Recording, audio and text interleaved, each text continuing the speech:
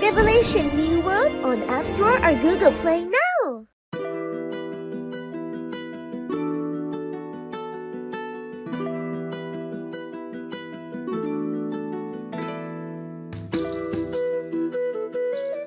Download Revelation New World on App Store or Google Play now!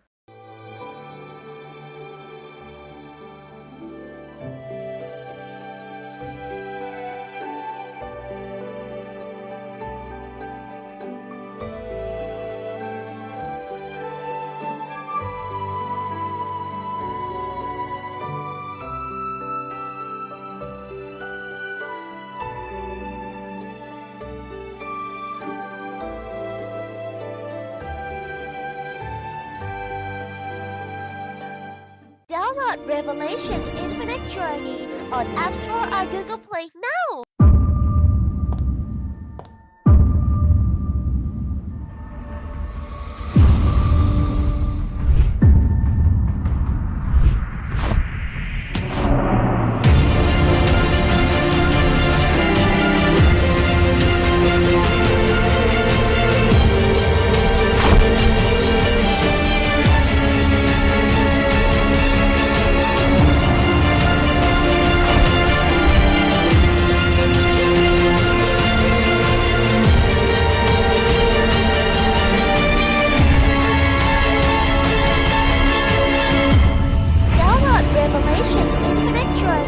On App Store or Google Play now!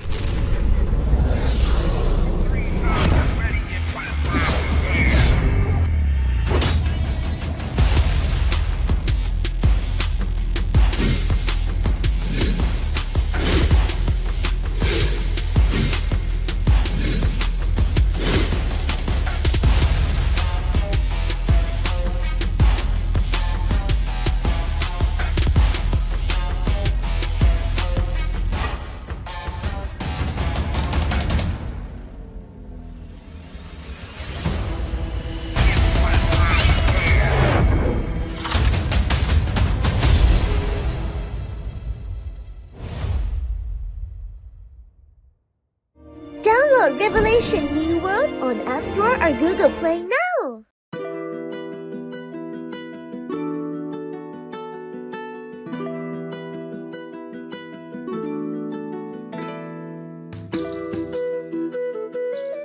Download Revelation New World on App Store or Google Play now!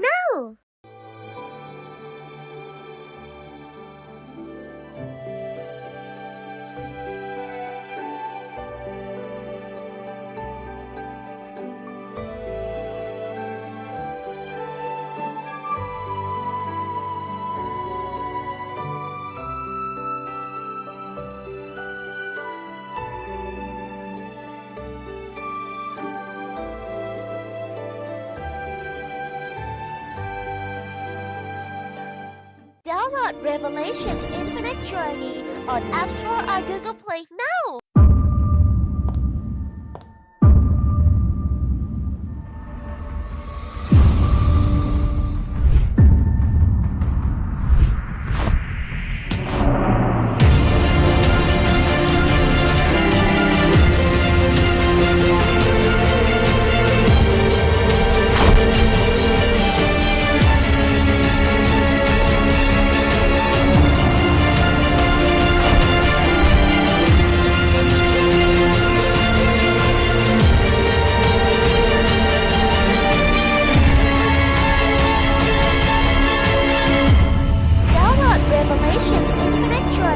On App Store or Google Play now!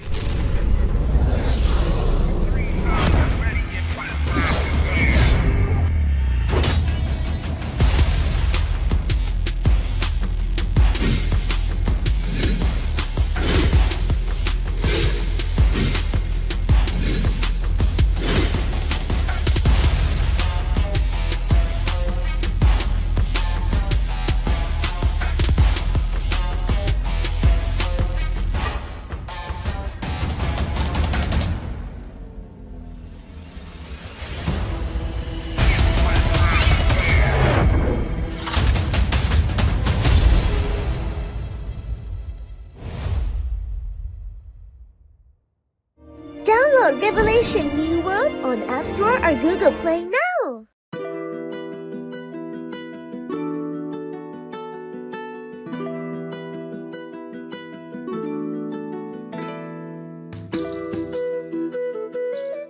Download Revelation New World on App Store or Google Play now.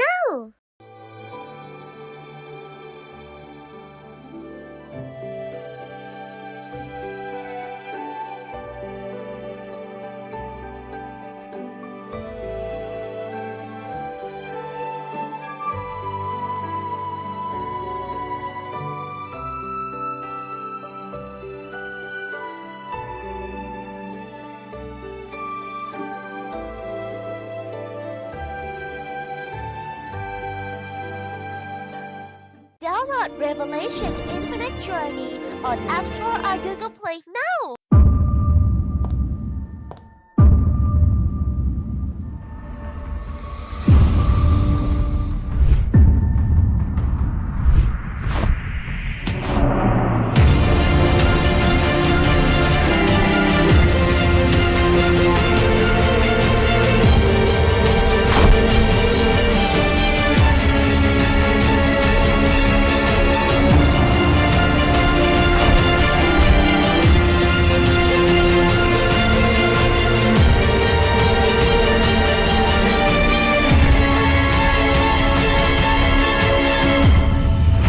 Revelation Infinite Journey on App Store or Google Play now.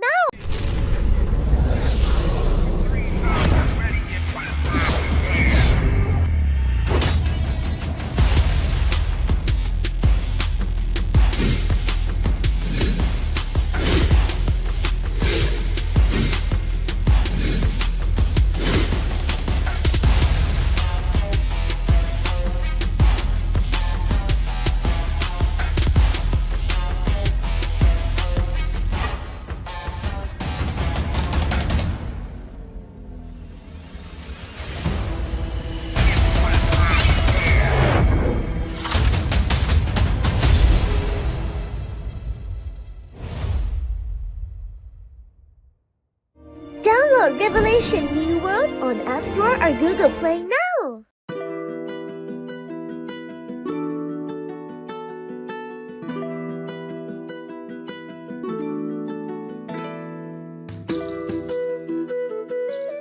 Download Revelation New World on App Store or Google Play now.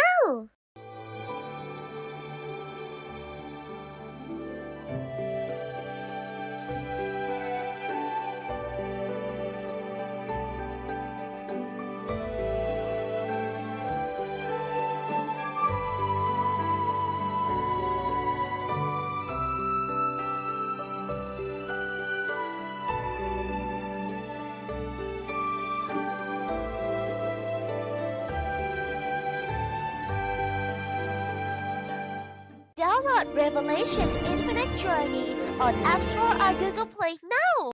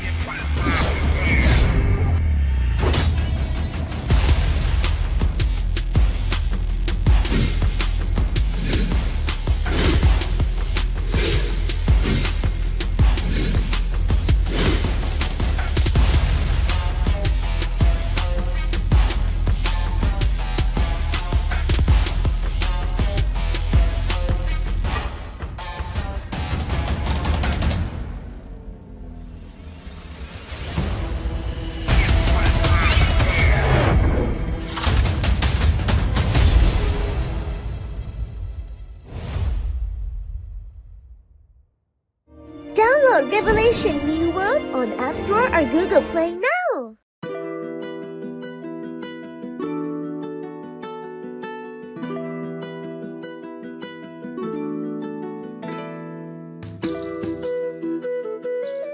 Download Revelation New World on App Store or Google Play now.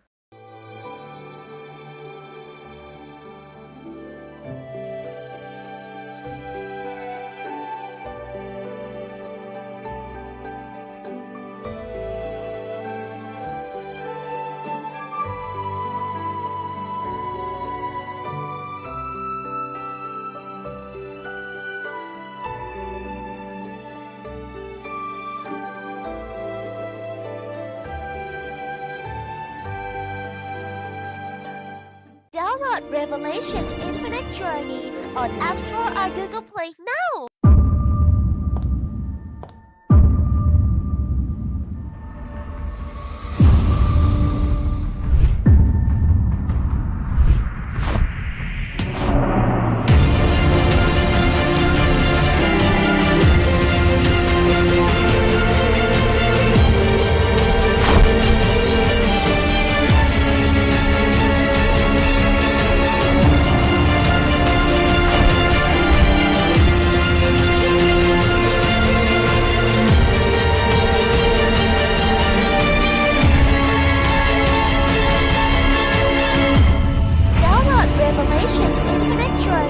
On App Store or Google Play now.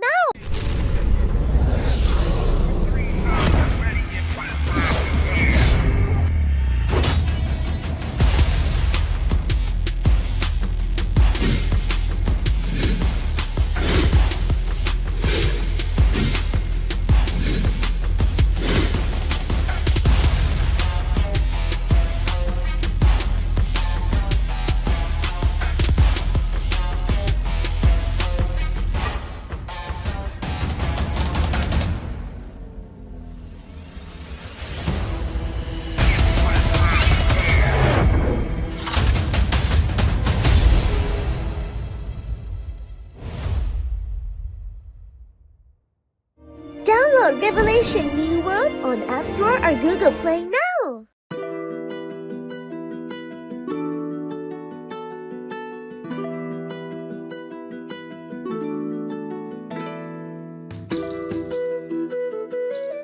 Download Revelation New World on App Store or Google Play now.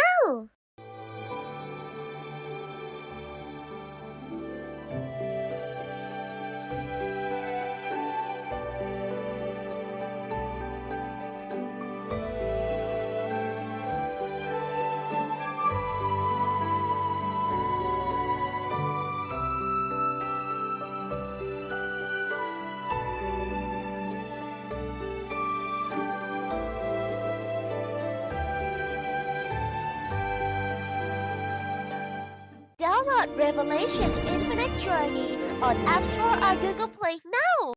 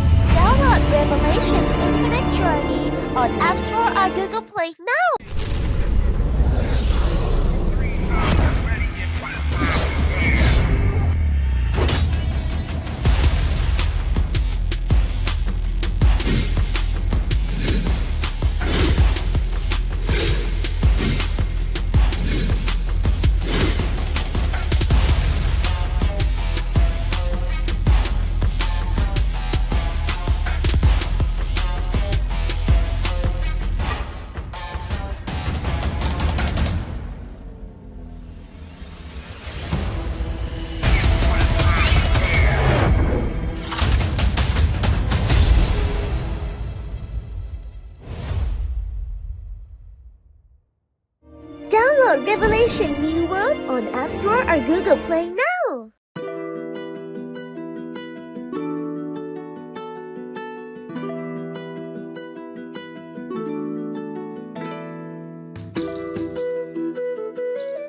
Download Revelation New World on App Store or Google Play now.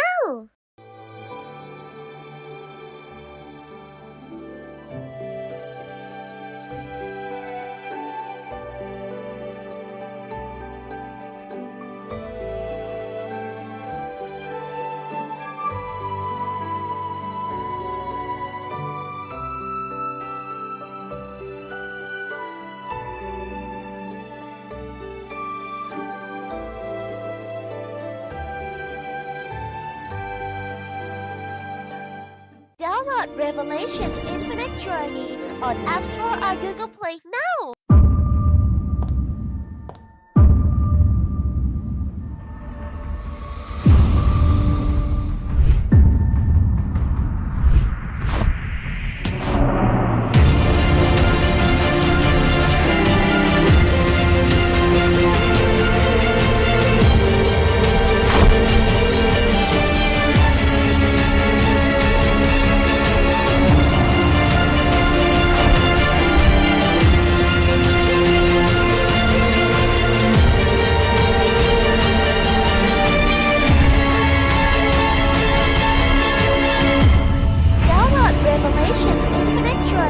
On App Store or Google Play now.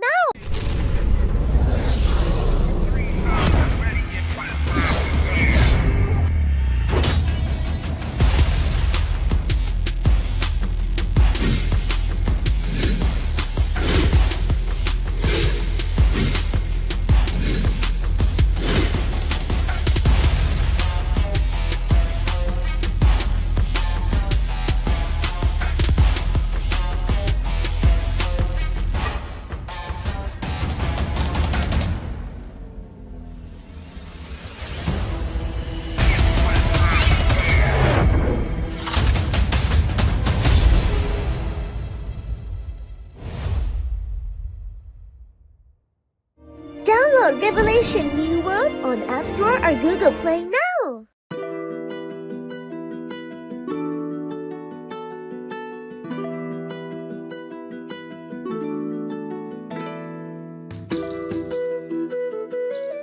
Download Revelation New World on App Store or Google Play now.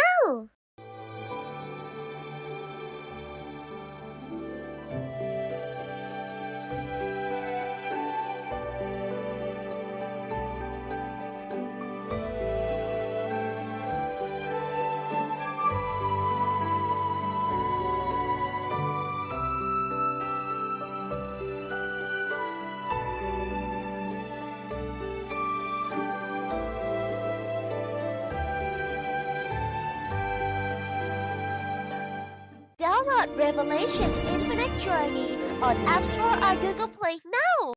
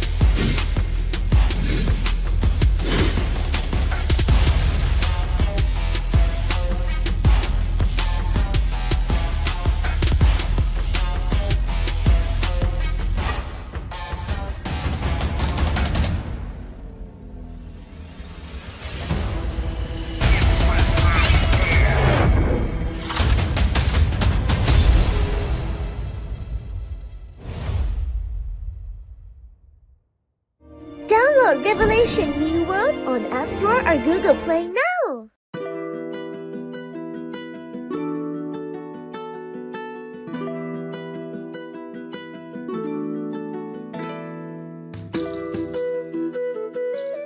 Download Revelation New World on App Store or Google Play now.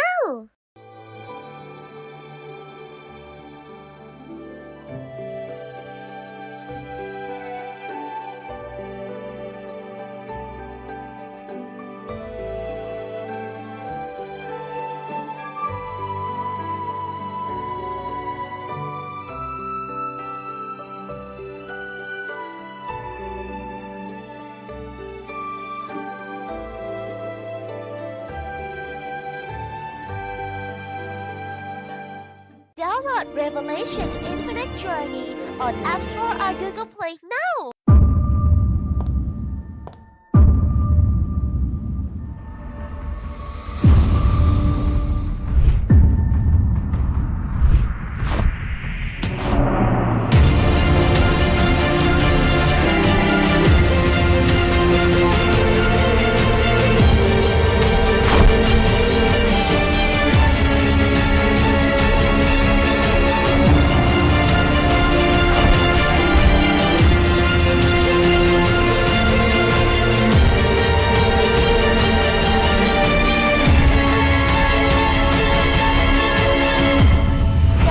Revelation Infinite Journey on App Store or Google Play now.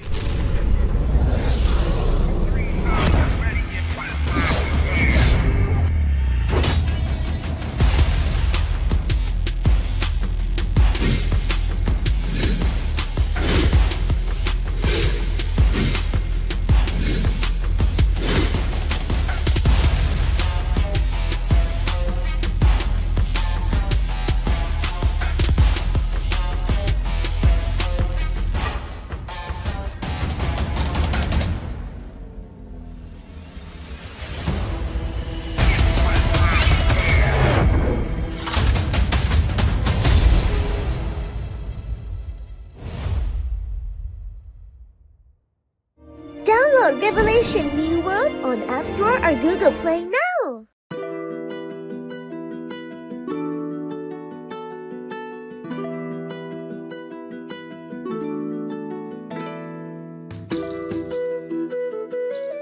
Download Revelation New World on App Store or Google Play now.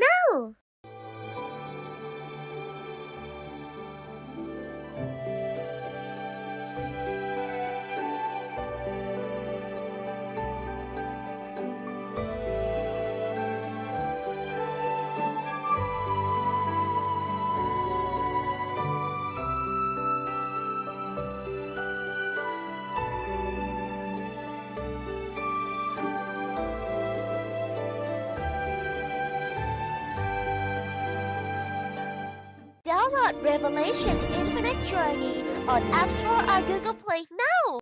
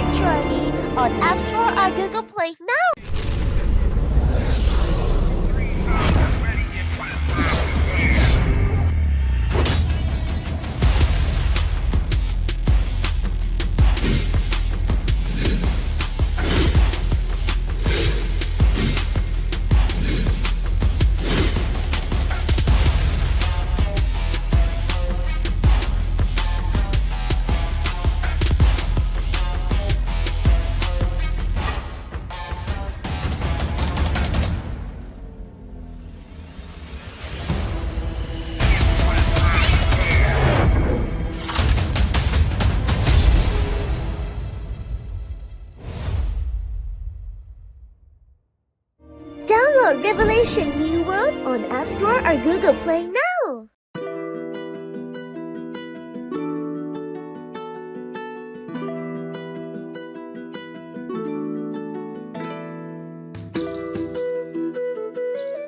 Download Revelation New World on App Store or Google Play now.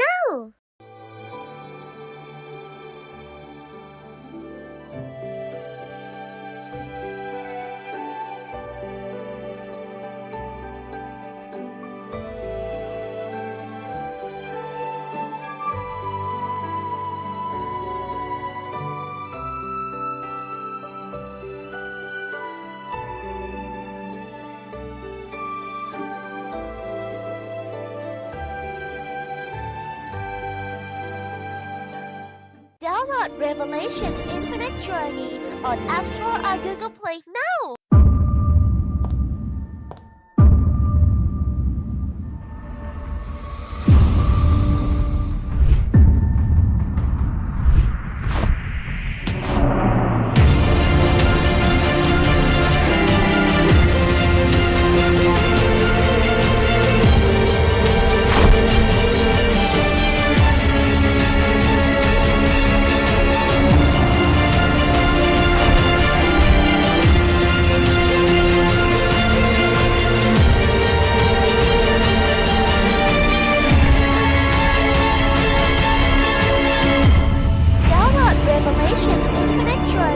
On App Store or Google Play now.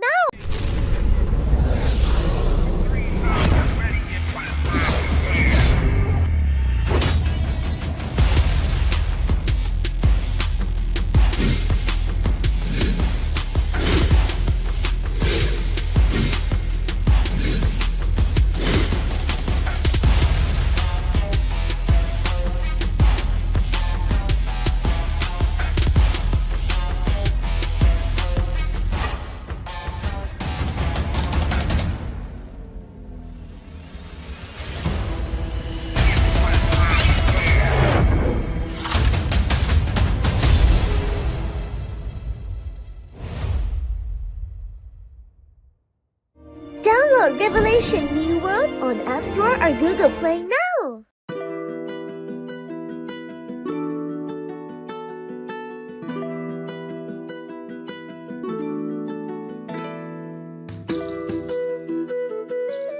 Download Revelation New World on App Store or Google Play now.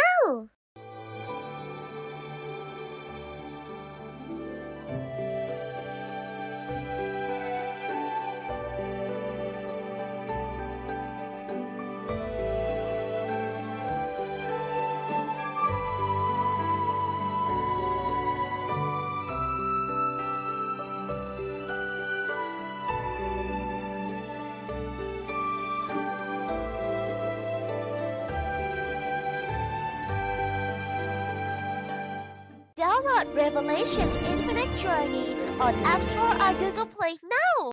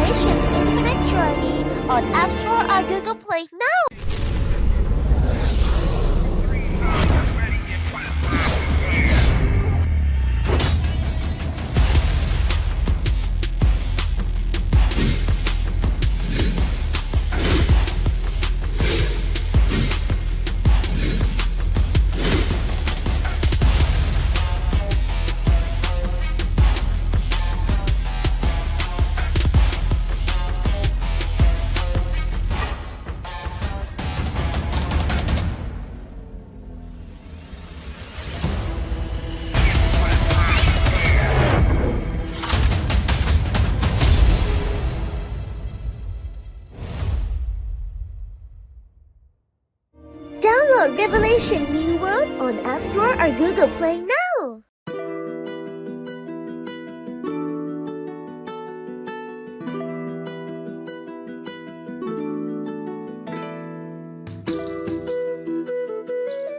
Download Revelation New World on App Store or Google Play now.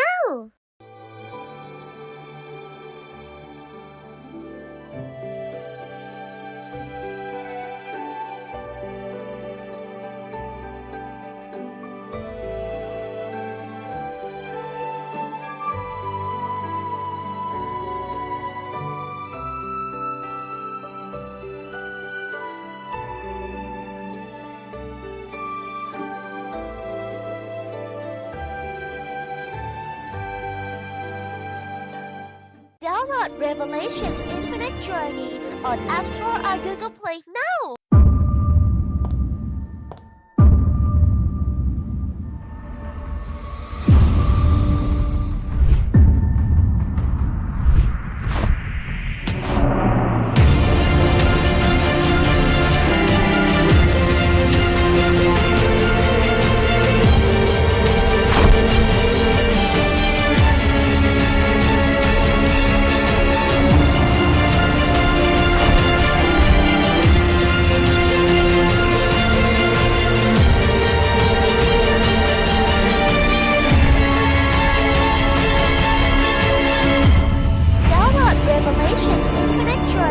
On App Store or Google Play now.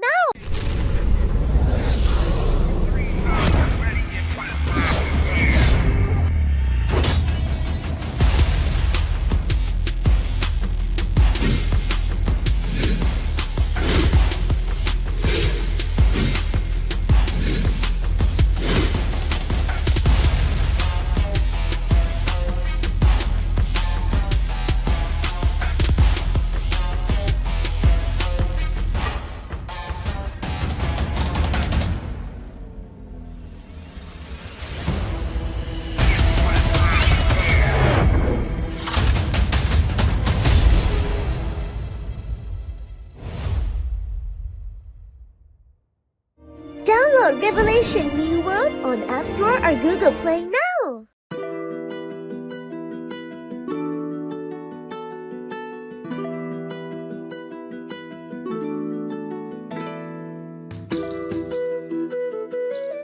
Download Revelation New World on App Store or Google Play now.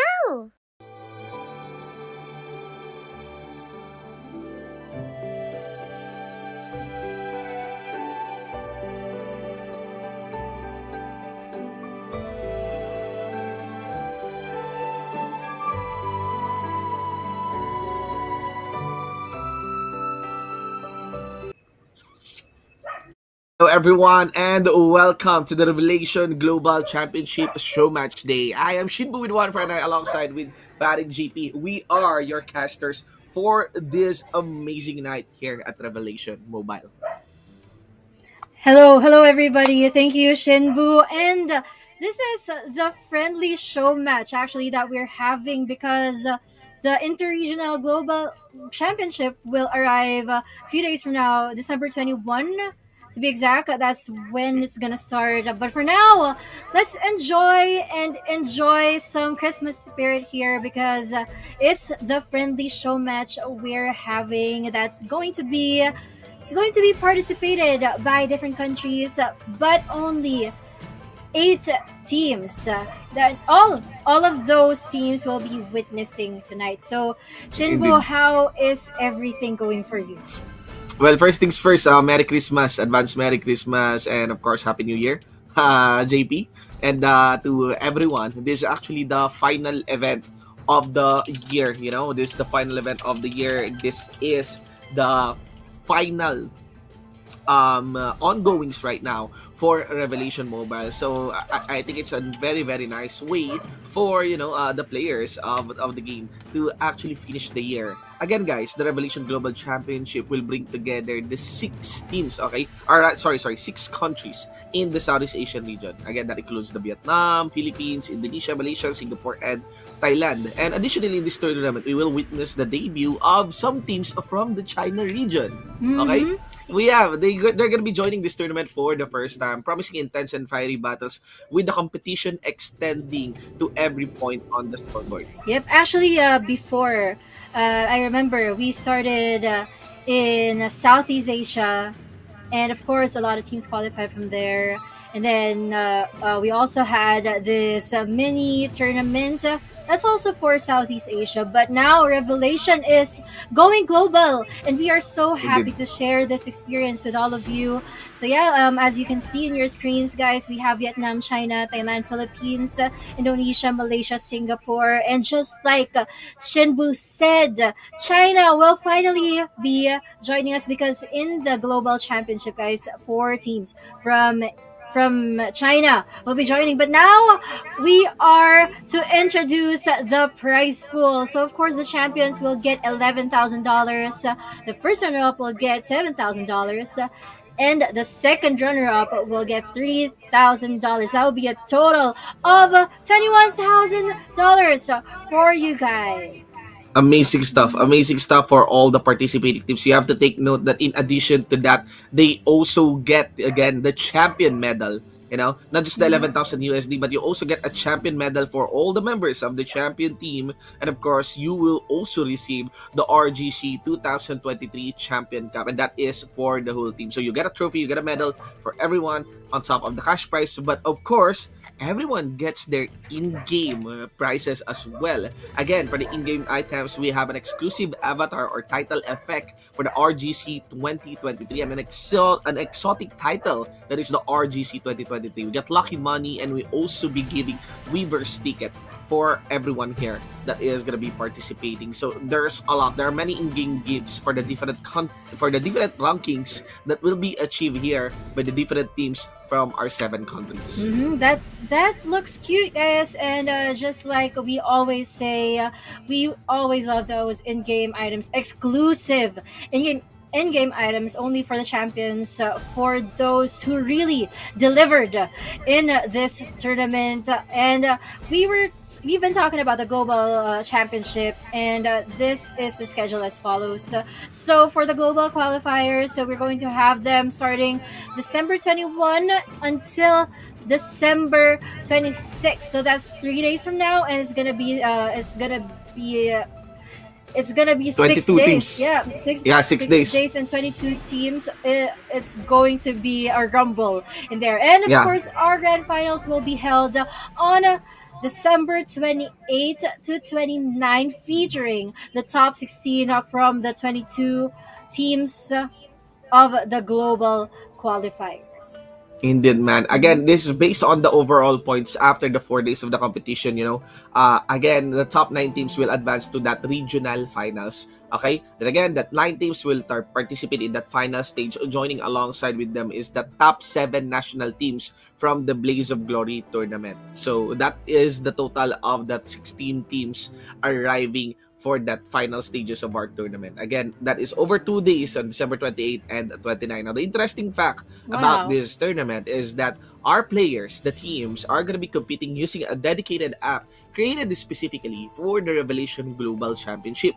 It is known as the Revelation Tourney app, okay? VNGxNE has collaborated with NetEase Games to create a dedicated app for the tournament with 200 hours of non-stop work done by 100 people from 7 different countries. This app will bring features such as automatic pairing system and that ensures balances in each match and an automatic scoring system as well. So again, modernization for our tournament, just a lot of actually cool stuff that is happening going on. It's not just another tournament here on December, but really VNG alongside with NetEase has doubled down on making this Revelation Global Championship the best there is. That's true. So this is honestly the first game that created an app solely for the tournament, from what I know of, because I'm always used to like exclusive servers for tournaments, but this one is an exclusive app. But anyway, here are the participating teams for tonight's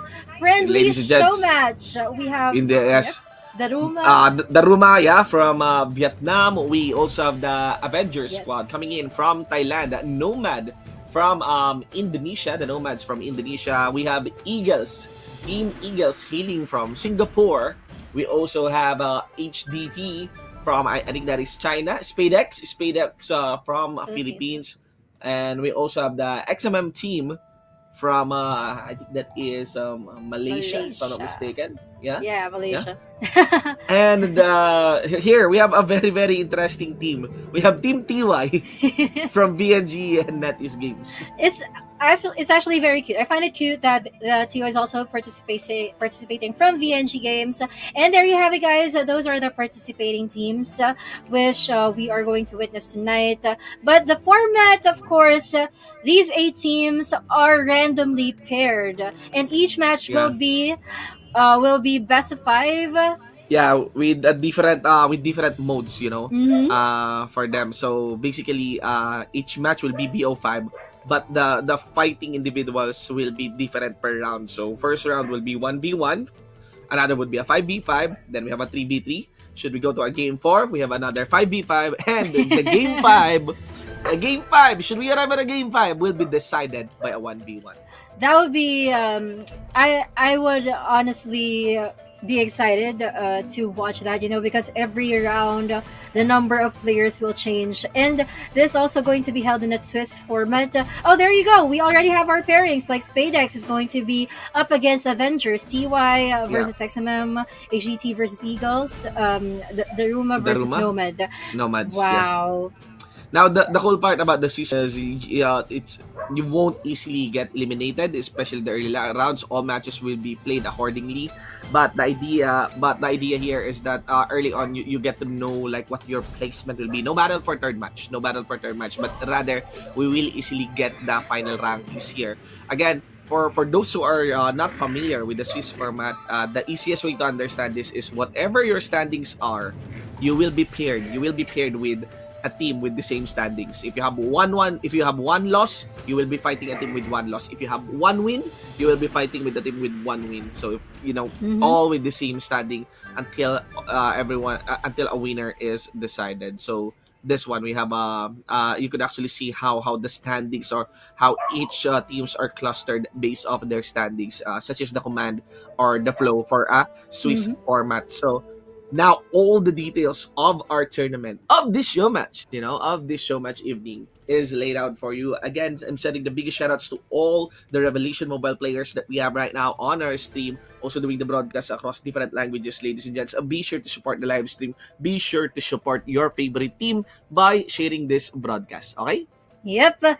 I'm actually a fan of Swiss tournaments or Swiss formats because each team gets to play every round. So it doesn't matter if you lose because in single elimination, so once you lose, you're out of the tournament. But in Swiss, you get to play all of them. And since this is a friendly show match, you get to bond with your opponents.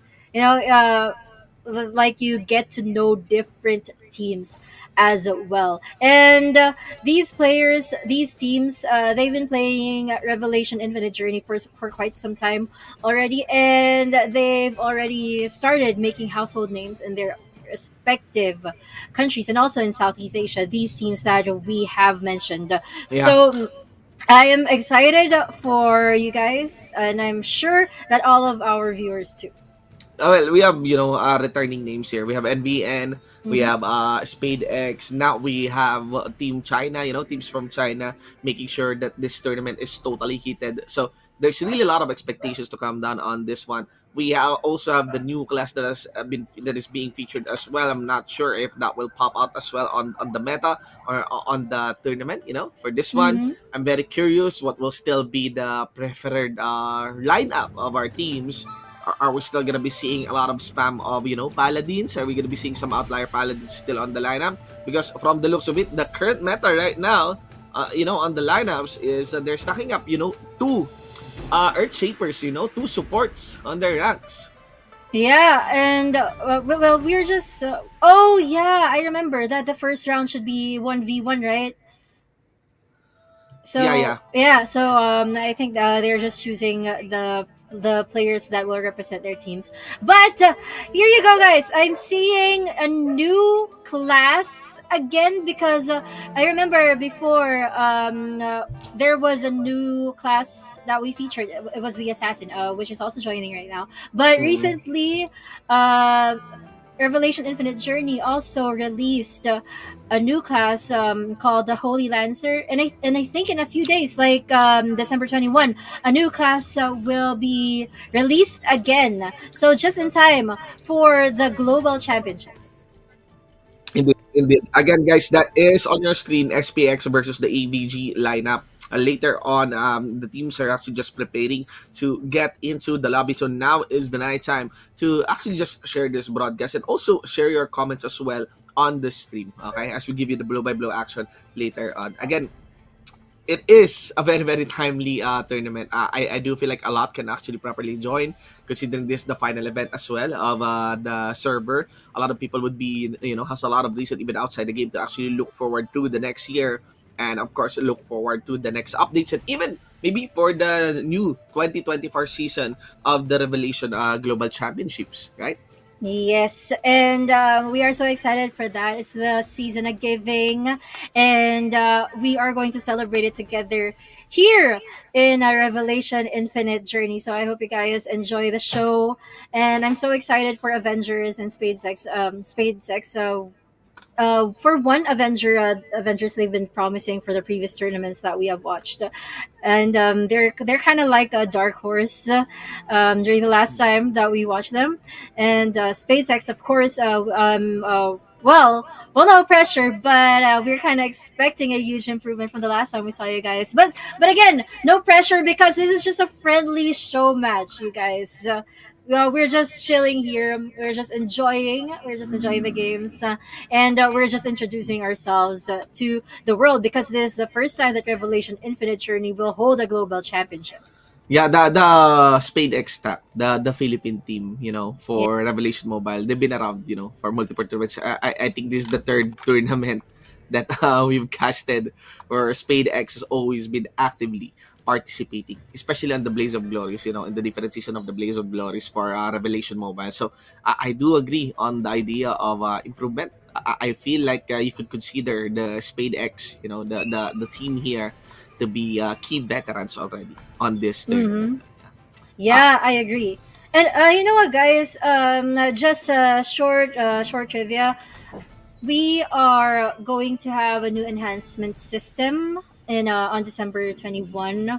It's called the Ultimate Resonance. So if you want more information regarding that, you can just head on to the official Facebook page of Revelation Infinite Journey because a lot of updates and giveaways, some games are also being featured in there. So don't miss it. All right. yeah, And oh yeah, speaking of new stuff. We're also going to have the new familiar, aka the Holy Prince, which will also be released on December 21. So there's going to be this huge update on a 2.2. Not just that huge update; it's also going to be the first day of the Global Championship. So a lot of things coming in for us on December 21. be sure to follow, and of course put it on the C first status, the Revelation Global Facebook page, so that you guys are updated on the new contents mentioned here by my partner JP.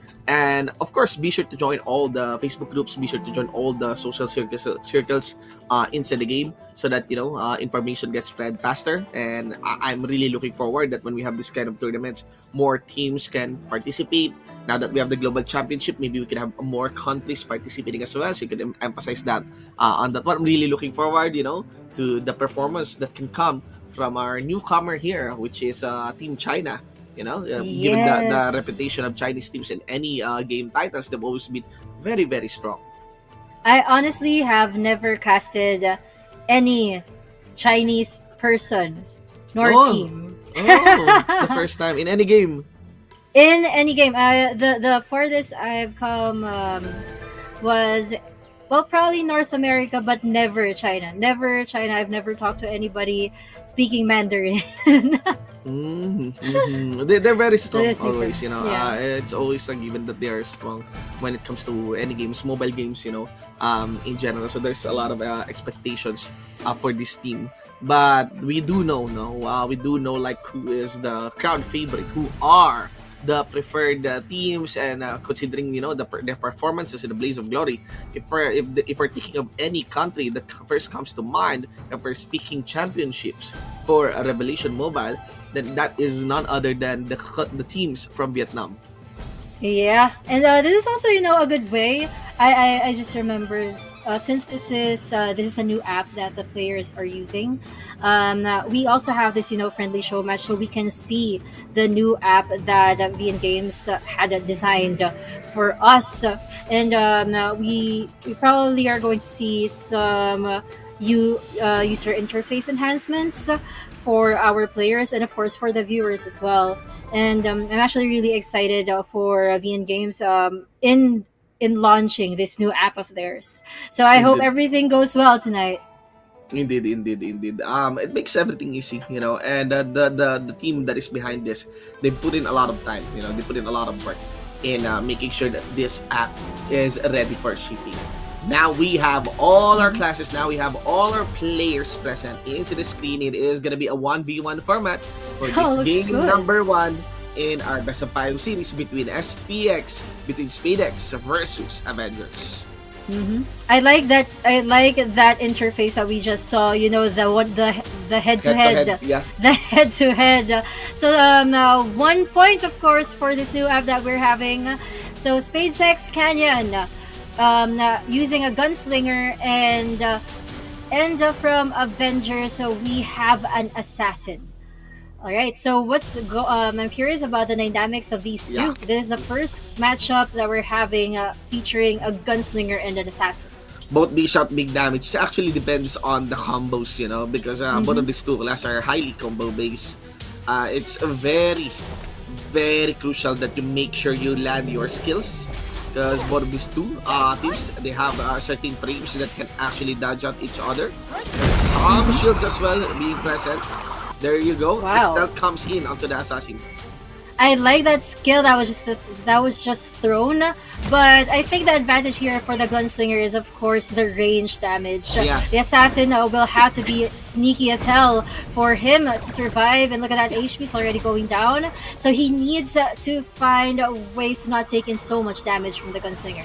Indeed. Ali here taking the reins, especially with the HP raise. He has landed some combos, especially with a quick knockdown down onto Canyon. Canyon here just raining bullets, but still it's very difficult to spot out where the assassin might be coming from. Yeah, that's true. And now Canyon is finding it hard to survive. He needs to replenish his health. Oh, finally he got that knockdown, and Ali was not able to move quite a second. But of course, HP race again. Ali had to survive. It was a good one. That was a good one. Ali takes game number 1. It's gonna be a point towards Avengers. Now we will have our game number 2. This time we will have a 5v5. Okay. Okay. So of course, well, they have to put the best in there, and having a 5v5 or a 3v3 is different, of course, from a 1v1. Just very, very different from just what we saw, because for 1v1 you have a huge advantage when you are using a range hero, but for 5v5 it's always about the paladins. Indeed. Yeah. It's always about the paladins. But this time, I do feel like they're backing more onto the presence of their support. The Spirit Shaper. Yes. Is actually twice onto the side here of the SpadeX. Meanwhile, onto the side as well, there are 2 supports as well onto the side of the Avengers, but a bit varied on their current lineup. Ocultist is also present on both sides. Okay. So they do have a paladin still. SpadeX still has 1 paladin. Same goes for Avengers here. So they still have the same frontliner. But the main damage source can come from maybe the here from the assassins on both sides and maybe even from the occultists. I will definitely judge the team who won't use a paladin. Well, it's always like staple. It's like rice. When you're eating, Yeah. it cannot be, Yeah. you cannot Yeah. lose it. So, but this time, let's see, Avengers. We've seen them play many times already. But for SpadeX, we have seen them play in a balanced mode already so many times. So the dynamics here. Oh, Avengers! They got it headstrong. Yeah. They have the upper hand here. Occultist onto the side of SpadeX here. Almost getting dropped 20% onto his HP. Meanwhile, our camera actually set here onto Blast. Just making sure he maintains his distance away from the members here of SpadeX. No casualty yet. Already critical to the side of one of the occultists here. I think that's Bunny. Bunny Bot. Yeah, HP is not dropping onto the side of Avengers here, JP. Yeah, and well, SpaceX already lost their first occultist. I don't know if he will be resurrected, but they already lost to even their paladin. It's hard to survive without your paladin. Now it's up to the two spirit shapers and to the sword mage and the assassin. Okay, Indeed. good thing that they were able to revive themselves there.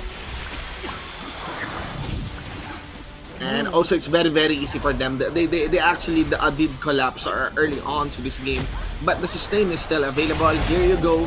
One of them will be going down. Only 3 members maybe make that 2. As the rest of the members of the Avengers can easily clean up. They know what's up. Brings it 2-0 for our first best of 5 seeds. I'm liking this app already. You can automatically count the points that each team has. And you already set up the game mode like for every round, wherein first round is like 1v1, second round is for 5v5, and now I think it's going to be 3v3 this time. Yeah, there are so many advanced features coming in to this tournament app happening here on the Revolution Global Championship. Again, guys, just take note, this is just but a show match. But again, a show match is still a match nonetheless, and we are going to our game number 3. Now, let's look at the chosen composition. Still the same, Occultist, Support, and Paladin lineup.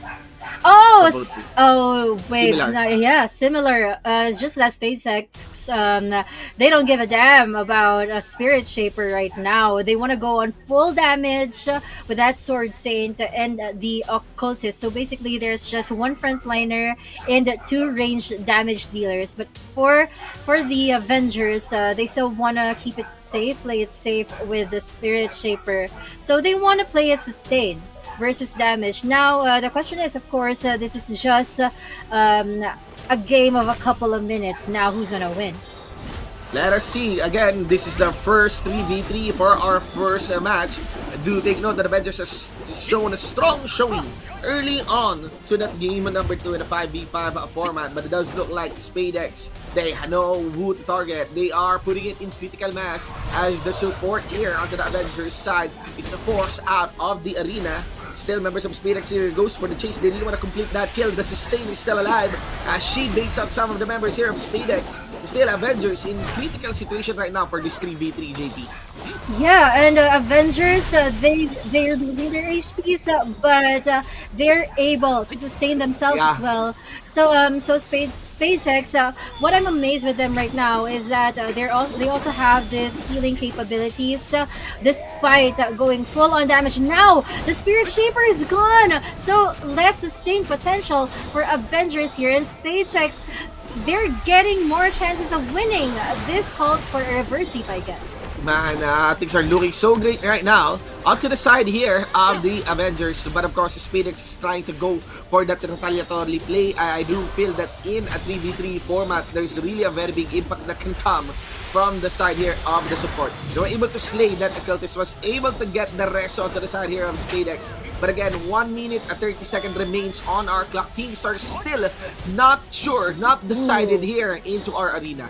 I like what SpadeX is doing. They're just really locking in on the Spirit Shaper of Avengers. So they don't want to lose the Spirit Shaper at all costs. they're focusing all their energies on it.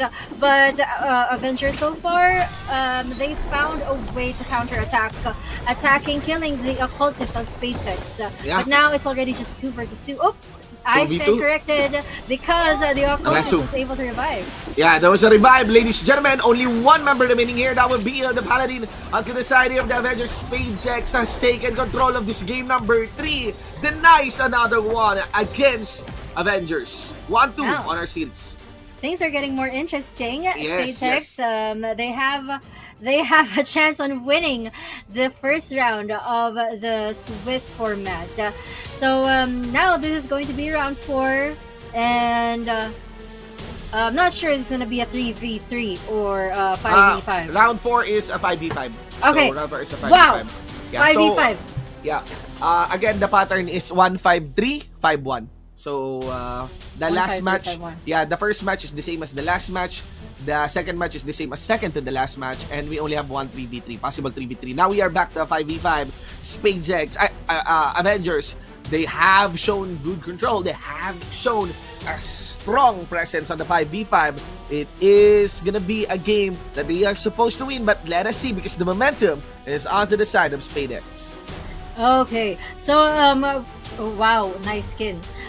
Okay, so I got distracted, but 5v5 again, guys, and they still are using the same classes. That's why a lot of our viewers love this show match, because it's just really same versus same, like mirror matchup. So SpadeX here, they lost the first round of the 5v5. This is their chance to redeem themselves.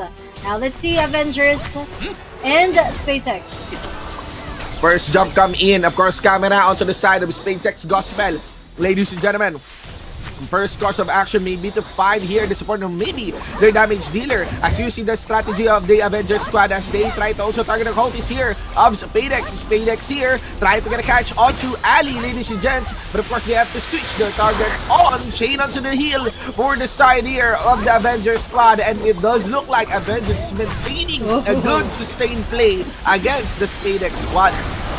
And Avengers here, they're also playing it sustain, but SpadeX, I like the area damage Gospel that goes Avengers down, is dealing against. Yeah, and the assassin lost his life. Yeah, but they Resu. revive again. Yeah, but another round never onto mind. Gospel once more. Demon takes on to Gospel. Ladies and gentlemen, Demon here onto our main camera, landing on is the first combo that he can make for the player. That is the main frontline, main Paladin onto the side here of the Avengers squad. And right now, no assassin. One of the main damage dealers here from SpadeX is not alive. It's going to be a 4v5 scenario with a clear momentum here for the side of the Avengers. Avengers is really promising when it comes to the 5v5. They know how to combo, they know how to use the area damage. And now it's only the Spirit Shaper. And 2 Spirit Shapers left. Rather. Okay, so this is different right now. Yeah, it's Yeah, different, yeah. Two full Spirit Shapers, ladies and gentlemen. But of course, those are supports. Very minimal to the damage side. The team from Thailand takes the victory. Avengers against SpadeX. Congratulations, Avengers. You now got in to the upper bracket of the second round because of the Swiss format. But wow, looking at the damage, of course, it's Ali. Ali was very promising. Even in the 1v1, it was just hard because he was paired up against a gunslinger.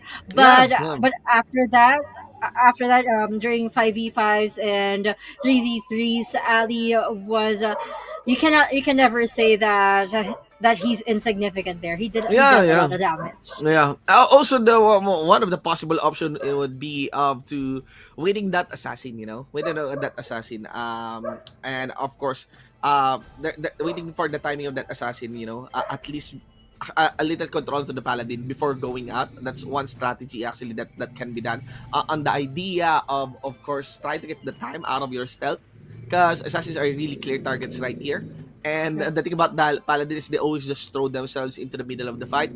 But I do feel that SpadeX, sorry, Avengers, the team from Thailand, already has their minds set onto just continually dishing out DPS, alongside with proper sustain. They've started the first 5v5 with really two clear spirit shapers. They can easily do that once again by game number 4. But guys, do not fret. SpadeX from the Philippines is still not gone from this tournament, okay? They Mm-hmm. are still gonna be fighting onto the 0-1 cluster of our Swiss format. So, of course, we still have 3 matches for our 0-0 cluster.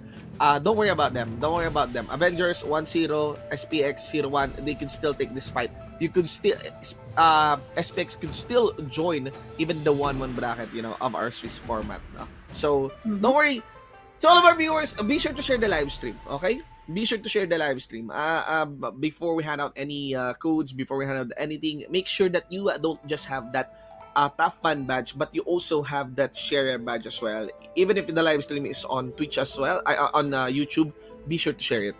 Yeah, and I honestly enjoyed that match. SpadeX versus Avengers. It was a good way to see the new features from the new app, and I also got to feel nostalgic about these two teams. Avengers, I remember them to be the most promising team, or like the dark horse kind of team in previous tournaments, and SpadeX as well, from our home soil, of Yeah, course. yeah. Yeah, they I was actually waiting to see them again. I've been waiting to see them again in a different tournament, and now they're here. So they are going to show more of what they have. But we also have 6 more teams to watch in this first round. Yeah, yeah. SpadeX is still there. There are a lot of fans actually rooting for SpadeX. Same goes for Thailand. Heavy contenders would be on Vietnam. They still face each other. It's still very, very possible if they meet on the 1-1, on the 1-1 cluster. But we will see. But again, to those who are curious, again, we are rolling. We are rolling with a Swiss format. It is, guys, a Swiss format is not a double elimination format. Okay. As you could lose 3 times in a Swiss format and you're still not yet eliminated. Okay? The thing about Swiss format is basically you get paired with the same standing teams. Okay? You get paired with the same Mm-hmm. standing teams. So that's the idea. All right.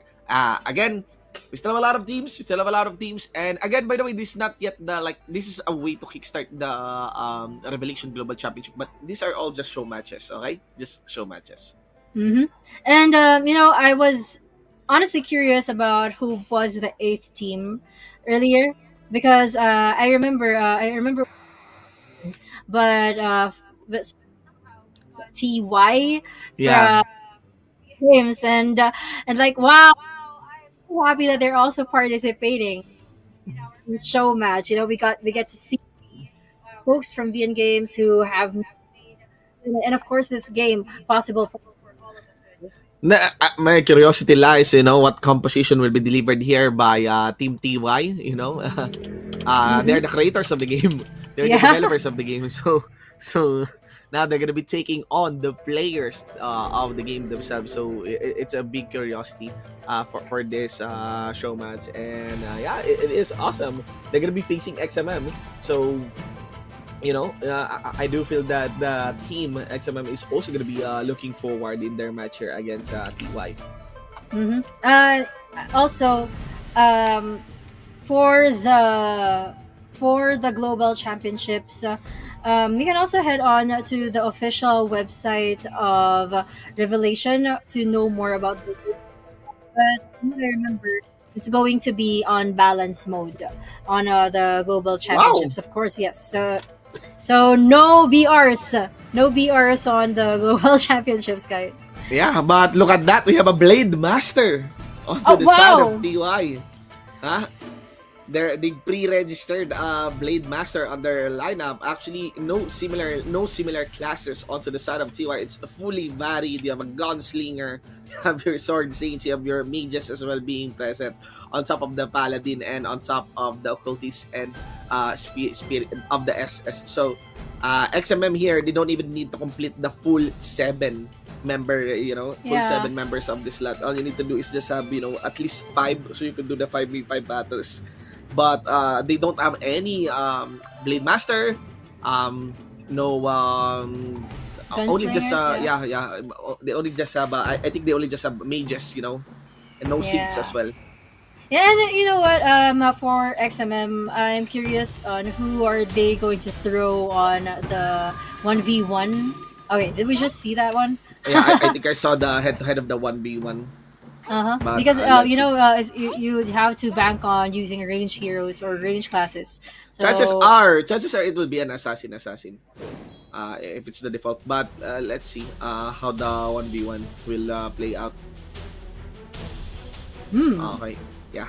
So this is the 1v1 slot. We'll see. Okay. I'm gonna go for a Blade Master or Gunslinger for TY. But for XMM, it's hard to figure it out. But I think you want to see an assassin, right? Oh, they're gonna use a sword mage. Wow, Mage versus Paladin. What a matchup! Very Okay, interesting. now I'm curious. Sword mage. Oh, well, yeah, I remember sword mage. It is a range hero, range class, different from all swords. Now the idea here is how can the mage from XMM maintain his distance, from this Paladin, and can the Paladin out sustain this mage? It's actually I do feel it's a matter of cooldowns, for this kind of matchup. But we'll see. We'll see. Actually, want to hear from the audience. What do you think? This kind of 1v1, who gets the win on this one? I'm gonna go for the sword mage. I think I'm not sure because for TY for the paladin they do have a lot of crowd controls and a lot of sustains. Yeah. But for the sword mage, of course, it's always a range hero. They can always avoid all those damages. See what he just did? Yeah, it's just kiting, yeah. Like he baited himself, but somehow also avoided the damage. So what a Yeah. play! But the mages are quite squishy. Only one knockdown, and this paladin can change the damage. There you go. Where's the crowd control? Very good protect. Okay. Got the shield. Oh. Okay. Yep. He's maintaining his distance. It does feel like this mage is capitalizing on his kiting capacity. Yeah, he's Yep. just hitting and hitting Yeah, from hitting, afar. hitting. Yep. Want to go for the full combo. You're actually seeing some decent damage here from this paladin, but that is up to no avail. The first score goes onto the side of XMN. well, that was a good starter for this matchup. Now we are going to see 5 versus 5, and I'm curious who are they going to throw inside the arena. Why paladin? well, sustains, crowd controls, and sustains, I guess. But I think paladins were really made for team efforts. Paladin are heavyweights on 5v5 because there are SS, on the back line. Yeah. Yeah, so it's okay like for the general disruption, for the general DPS, so you just have someone to protect for your SS, for your backline. But if it's against a mage, it will be a kite to death, right? I think TY is just playing with us. I think they just strip in. Indeed. Well, we'll see. Up next, we have a 5v5. Do not worry, okay? We have a 5v5. We got Team TY here. They're the creators and the developers of the game. They're the team stack, on making sure everything is updated. And for that game number 1, they get clapped by the player side XMM here. But again, that matchup, I do feel that matchup is one in the bag. The mage versus the paladin. Paladin do have shields, Paladin does have shields. They have their crowd controls. But again, they're very, very slow. They're very, very slow class, yeah. Yeah, and it's really hard to maximize their strengths in a 1 versus 1 situation because they're really made for team fights. They're Yeah. really made to protect people. So now, well, this time if TY doesn't use a paladin, I swear. Okay, welcome to the party, TY. Thank you so much for joining us. TY, goodbye. TY. TY, goodbye. I think it's very impossible they won't use the paladin. It's gonna be one for the meta. But my curiosity lies: are they gonna be using their blade master? Are they gonna be using a gunslinger at least? That's one. Here we go. They are gonna be using their blade master. Okay. DM1 will be playing here. They still have their paladin up for the ranks, and of course the default stack as well here onto the side of XMM. Again, to those who are curious, those who doesn't know, XMM is a team from Malaysia. Yeah, and I just want to say hi to our Malaysian friends and of course our friends from VNGxNE. So I hope you guys are enjoying this show match. And of course, from the Filipino viewers, for the Filipino viewers, we are still going to see SpadeX later on. But let's focus on XMM versus TY right now. A Blade Master just came in from TY here, so we rarely see Blade Masters in tournaments. Two Paladins so onto the side. Two Paladins onto the side of XMM, ladies and gents. They both of each team has one SS each. Let us see now. Full collapse onto the two. Again, we have our eyes onto the first Paladin, which is on Atuzed. And Atuzed here, fully focusing onto the back line of Team TY. Now, this is what we call a game. TY can sustain themselves against XMM. They must have practiced for this. And oh wow, the ones taking in a lot of damage are actually XMM because of the AoE damage coming from the occultists. And TY here, they're just really sustaining themselves. They know how the game works, so they know what to press. But they lost their occultist very early. YDS actually dropped earlier. Quad N used that Resu onto him. Now we have another Resu that can come onto the side of XMM, but still lost two members here. Decent damage onto the side coming in from Team TY. A 3v5 scenario down onto the battlefield. Of course, the Resu is not going to be available for the side here of XMM. Now Charmsy alongside with Midorine trying to target maybe here the front line of Team XMM. They managed to kill one occultist, but again, Quad N for the second time around saves up YYDS.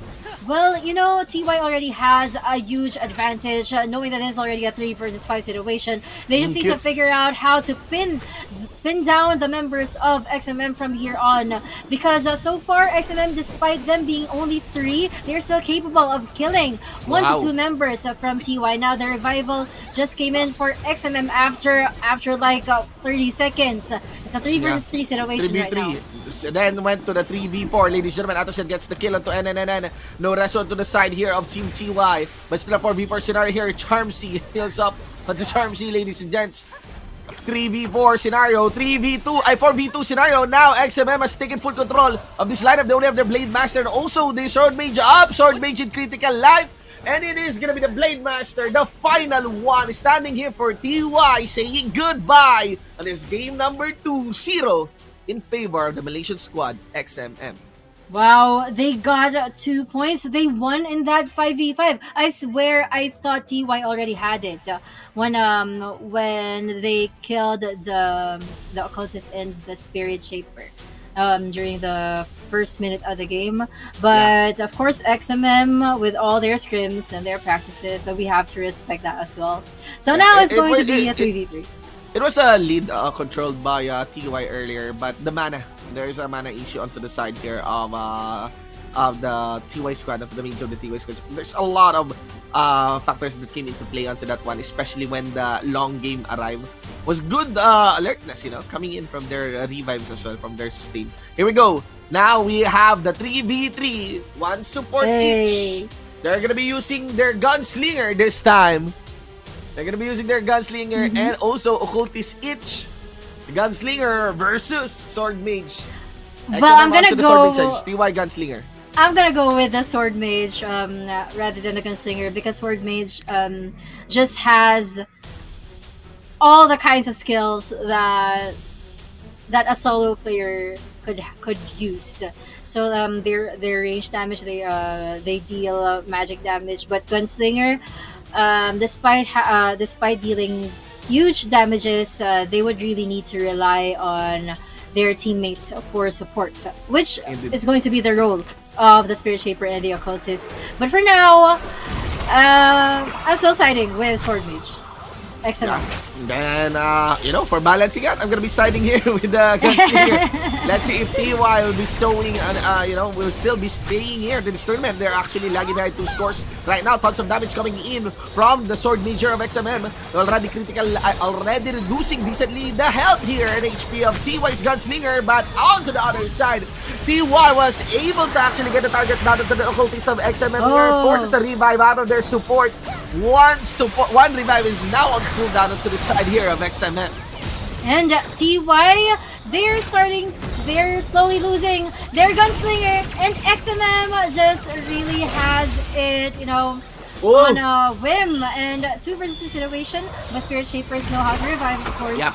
So XMM here, even though they're just 2, they don't need their occultists right now. They're still surviving, but TY, this is already a huge opportunity for them to get 1 point. Yeah, and this is already problematic because members of TY could just tunnel vision and focus onto the Sword Mage.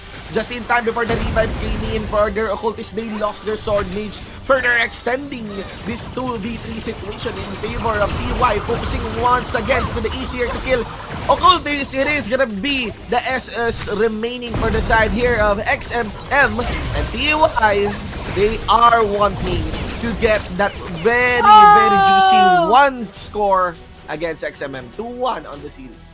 Now I'm so happy because things are also going to get interesting for TY. Finally, they get 1 point. And of course, next, they're going to have a second round for that 5v5, which I hope they'll be able to redeem themselves. Even in just that 5v5, I swear, I would like to see a game number 5 for XMM versus TY. TY can take the fight, can bring the fight against XMM. All I want to say, watching that match is that 5v5 is very, very different from 3v3 and even 1v1, Everything does totally change. It's very difficult to roll up with the same lineup for a 5v5 compared to a 3v3. And that's why we might be seeing a lot of this 2-1 series where come game 3, the other team, actually is able to answer. And, okay, so now they chose their 5. I don't think they changed lineups. Yeah. Yeah, they're gonna be dropping the Blade Master. This time they're gonna be using the Gunslinger. The Gunslinger instead of the Blade Master. Okay. I think that's gonna be a good call. So additional range hero for TY. And I saw how all those guns were thrown. Earlier, they just need to position it well in this 5v5 situation. So for XMM, I'm sure they want to get this over with already. So I'm gonna go for XMM again, but I want TY to win. Well, TY, by the way, guys, is not necessarily China. They do have the China flag, but they are the devs, okay? They are the team from VNGxNE Games, and they will collapse here down onto the middle. Ladies and gentlemen, full control coming in from the occultist here onto the line, onto the 1 member here, which is this Spirit Shaper for the side here of TY. Full bow goes down. Kiro takes the kick on that one, takes the kill on that one. As they try to continue, Kiro here was able to freeze up, sustain with full bow, also reviving himself. We saw that disable, guys, on the occultist. Now XMM are slowly losing their lives, but they need to keep up. They need to disperse. But TY here, they're having the time of their lives, eliminating the 3 of XMM members. Wow, beautiful avatar coming in from the gunner here. TY totally showing up how to play this gunslinger class, ladies and gentlemen. Charm C is forced to actually revive herself, but of course it's gonna be a 5v2 scenario, but they can easily just melt down the life, not just of the Sword Mage here, but they're actually prioritizing the Spirit Shaper. But of course the Sword Mage will be going down first. Only 1 member remaining, running for her life. TY chasing him down. My gosh, I am so excited for TY to win this one. Oh, the blood is still alive, and now he isn't. They evened the series. Wow, TY Lang. TY Lang just did it, the team captain. Yeah. So we still have 1 more match, and now this is gonna be heavy because it's going to be up to just 1 person. Yeah, just 1 person. Very, very interesting game number 5. Quite an early ultimate, from the side here of the Gunslinger. And that's actually what enabled for the side here of Team TY to dish out big damage, like heavy damage here onto the side of Team XMM. Now they're eyeing on sending their Blade Master, the one who actually seated out the 5v5 Blade Mhm. Master versus Assassin. Oh, okay. I'm gonna go with Sorry, Assassin for Paladin. this one. Sorry, Paladin. Oh, okay. So this is a different one because I remember it was TY who used the Paladin earlier Mhm. in the first game, right? So okay, now XMM decided to use Paladin in hopes that TY will also use a Paladin perhaps, but no, it's not gonna be a Paladin versus a Paladin. It's gonna be a Paladin versus a Blade Master. Well, we all know what happens. I don't know. It's like 60% of my head is saying Paladin, but 40% saying Blade Master. But what do you think? Well, I'm still looking how rewarding that Blade Master is. The question now here is how it will pan out. You do know that Blade Master is generally quite strong on duel, like they're designed a class designed for duels.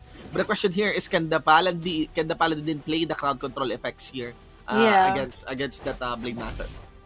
But Uh-huh. damage wise, I'm gonna go for the TY. Well, yeah. Yeah, We are look seeing at the it right damage. now. It's obvious that Paladin is having a hard time sustaining himself, so he needs Mm-hmm. to do more crowd controls. Just pin down the Blade Master of TY. All comes down to only two players, a 1v1 to decide a best of 5 series, ladies and gentlemen. And you can actually see DM here getting a lead against A to Z, trying to buy his own cooldowns. Cooldowns. Mm-hmm. Mm-hmm.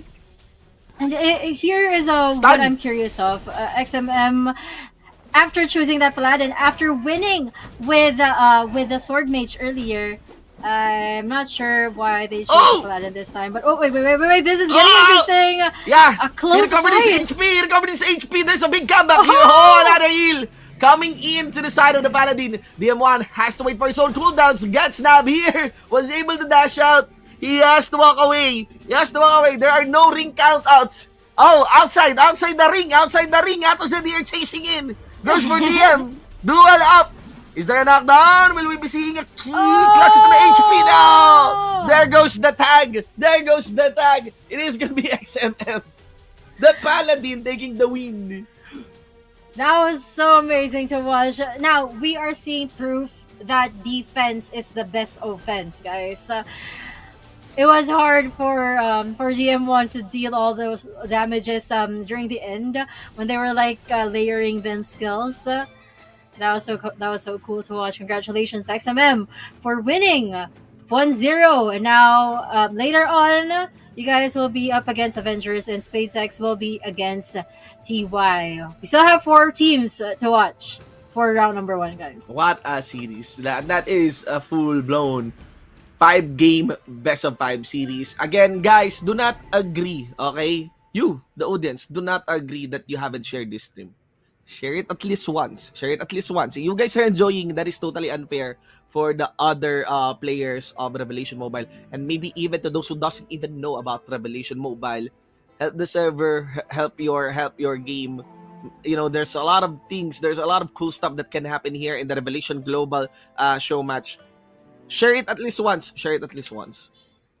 The last time I checked, we almost had 400 viewers here, only here in the PH live stream. So not sure about the other live streams, but you guys, I hope are enjoying there watching these show matches.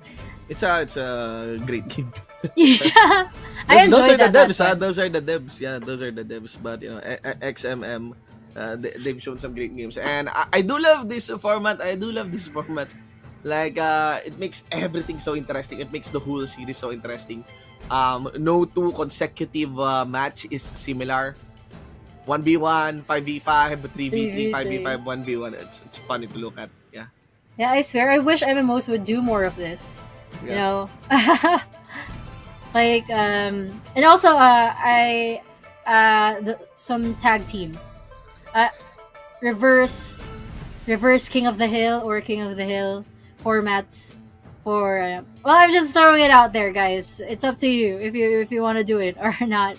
But for TY earlier, really, I would like to highly congratulate them for throwing themselves in here in the party, because they created the game, they know how it works. So for us to show how they do it, it's actually quite cool. Yeah. So now we have HDT versus Eagles. Yeah, man. Again, Team China versus the team from Singapore. Okay? So Singaporean stack, no? Again, it is gonna be the Eagle, which is the Singaporean team, HDT. One of the new teams coming in from the newest region, joining our global championship, which is China. First things first, it will be a 1v1, okay?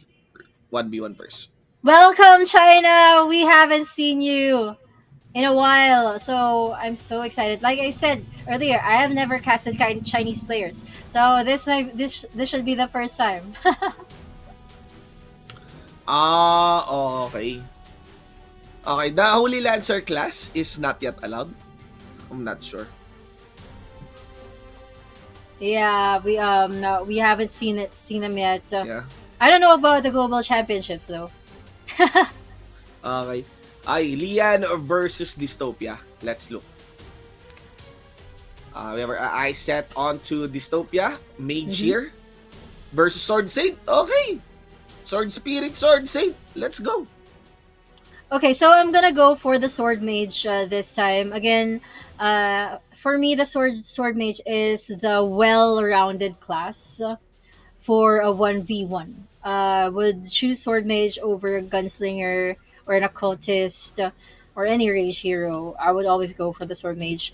But for Sword Saint, this also kind of well-rounded, but they have different skill sets. So Dystopia is just chilling. He's not really moving too much. Also, he's controlled. But during the earlier seconds of the game, he wasn't really planning on being highly aggressive against HDT. Yeah, man. Again, the Sword Saint class. So a big question right now. Not you don't see that much, Sword Saint here, but does feel like in the China team they do love. They have this preference still, on that class. It's great duel, onto the front line. Good sustain. Of course, a little stakes are to the side of the Eagle representative, Dystopia. Another knockdown. Yeah, the 1v1. Good command here for the side of Lian. Okay, but HDT here still has to say something. And Eagles, I'm curious, since they're avoiding each other, I'm curious who'll throw the first punch from here. But wow, what a skill that we just saw in there. But also, what a good defense coming from Lian. That was a good defense. Yeah, man. Yeah, Eos was really ready, Dystopian. He was really ready to throw everything. Go on, full the damage. Like, I'm just not sure what is the sec option here of Lian. It does feel like it's the Sword Spirit compared to the Dragon Spirit sec. I'm not seeing any Dragon skill right now. But one thing is for sure, he's taking the reins, staying the lead here. Yeah. Against Dystopia. They just want to freeze themselves right now to avoid some damage and to heal a bit more. But for Lian, he just needs a little more push, and this round is already over.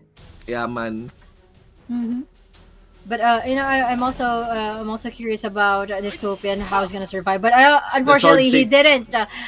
Wasn't able. It's the Sword Saint that takes the. I think just upfront damage. Sword Saints are great, and closing gaps here against that mage. Earlier, the thing about that paladin, it's very easy to kite. That paladin. Yeah.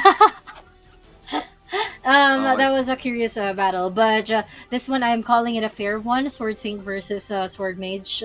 But for some reason, wow, HDT, they know how this game works. So now we're seeing some Chinese blood going on in a game, but we are going to move forward to the 5 versus 5, guys. Observe carefully on that one. Again, 5v5, very different onto the 1v1 scenario.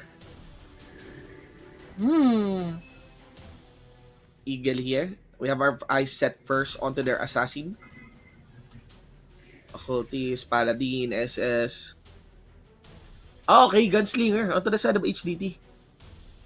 Oh yeah, they Okay, they have have a one gunslinger. gunslinger. Okay, this is not usual from what we usually see. The lineup that Eagles are using, this is more meta. Yeah, yeah, the Yeah, this. meta. You have one mage, you have your occultist, you have your one assassin, then the usual paladin, spirit shaper. Class present. Members here of Eagles just maintaining their distance under the ring. Of course, three members actually went up, tries to duel up. Critical situation here for the gunner of HDT. It's very an Eagles strategy to not be highly aggressive at first and just really sustain themselves. But I wonder how far is this going to take them because HDT might be dealing a lot of damage against them already. But so far, what their strategy isn't working for them, and the damage is already being taken by more of the HDT players. And difficult time on that one, huh? Again, the sword mage here on critical life right now for the side of Eagles. Also, their assassin as well. Oh, members here of Eagles also trying to answer properly as the sword state here of HDT. Also reaching 50% of the HP, but good sustain on the spirit shaper here of Yeah. HDT. He knows how to position Yeah. themselves, and Eagles here they're slowly losing because of the poisons and everything, but Spirit Shaper is still being alive, also able to revive. But we have it to an end already. HDT got 2 points. This is what I'm talking about. HDT here, they know how to use their aggressions well. They've been aggressive since the start of the game, and they were able to maintain it. And it was also hard for Eagles to maintain all those damages. So sustain themselves against those damages. But we have this is already my favorite. I'm calling my favorite the 3 versus 3. Yeah, it's my The favorite format. the My clutch favorite game round. mode, the clutch game mode, Yeah. where things gets become like when things gets really really close. 3v3, ladies and gents. Now let's look. It is gonna be for their main damage source. We have their assassin for the side of HDT and paladin. Okay, they're gonna Eagle is gonna be using a paladin. So occult both has a spirit shaper. It's gonna be an assassin versus the paladin. And using a paladin here, well, it's really it's not really kind of a surprise, but of course you would like a paladin to maximize his skills for a 5 versus 5. But this time it's a 3 versus 3. Oh, what I'm seeing from Eagles is they're not really using a lot of damage. There's an occultist, paladin, and a spirit shaper. It's more of a sustain type and a control type. Yeah, well, they need to maintain that distance once more. Again, the idea here is to actually get their timings right. But HDT, they know their targets. They find that the squishiers, or at least the best one to punish, is actually the Spirit Shaper of Eagles. And Eagles here, they're lacking in damage, man. The Paladin is not really doing it on dishing out big damage here for the full formation of the 3v3 of HDT. HDT can close this game now, huh? That's true. And Eagles, it's really hard for them to survive. No more revives. Occultist has to survive on his own. And HDT here, they're just really enjoying themselves. And they're closing this match on a sweep. Wow, HDT, what a good introduction for our Yeah. Chinese players. The first stack from China also delivers the first sweep of our series. Now that actually Wow. signals a lot of stuff, signals a lot of stuff, especially for the teams who really wanna takes home good prizes as well. Takes home the win here Yeah. at the friendly match, at this show match here at the Global Championship. And you guys, you might be so focused on our games, on our matches, but I just want to let you know that gift codes have already been commented down, and there are a lot of gift codes here. So please copy all of them and make use of all of them in your own accounts in the Revelation Infinite Journey app. Now we have our scoreboard. It's going to be HDT there on top, and Yeah. the Eagles here, waiting for either DaRuMa or Nomads. Yeah, so HDT is waiting who gets, whoever wins that series, they will face HDT here on the 1-0 cluster. Meanwhile, on the 0-1 cluster, again, it's still gonna be Eagles. Eagles is not yet done, Eagles is not yet done. So, right now, that's really a strong introduction, a strong showing here for the first representative from the China region. Now it is gonna be I would say, yeah, crowd favorite. I mean, they have the strongest reputation right now, ever since even in the Blaze of Glory tournaments for the Revelation Global Championship, and that will be of Vietnam. You know, DaRuMa versus Nomad, something to look forward to. Nomad has been around also for quite some time, even in these tournaments. So, two veteran teams facing each other, at least at the preliminary parts of our tournament. Able to size up each other. They did saw that match, against HDT, and HDT delivering the first 3-0 of our series looks like, they are one of the teams to watch out for, on this show match. Yeah, I'm so excited, to be honest, for the global championships, where 4 Chinese teams are also coming in for us. So a lot of teams from Southeast Asia plus Chinese teams, now they're finally joining the tournaments. It's going to be a different dynamic, because usually before, we remember, right, that in every tournament that we watch, it's always Vietnam that won. So now that China has come in, I think they're going to be great contenders. Yeah, yeah. And once we really have like the main tournament going on, Yeah. but at least they've participated here on this show match, and again, guys, be sure to share the live stream. Welcome to the first ones, to those who just arrived, on the live stream for today. Again, what you guys are watching is, the Revelation Mobile Global Championship, but what we have is the friendly games, okay, or the show match games, just for to kickstart, and of course give you guys an idea of what is happening right now in the game. We have the ongoing tournament. Before the year ends, we will crown a champion for Revelation Global.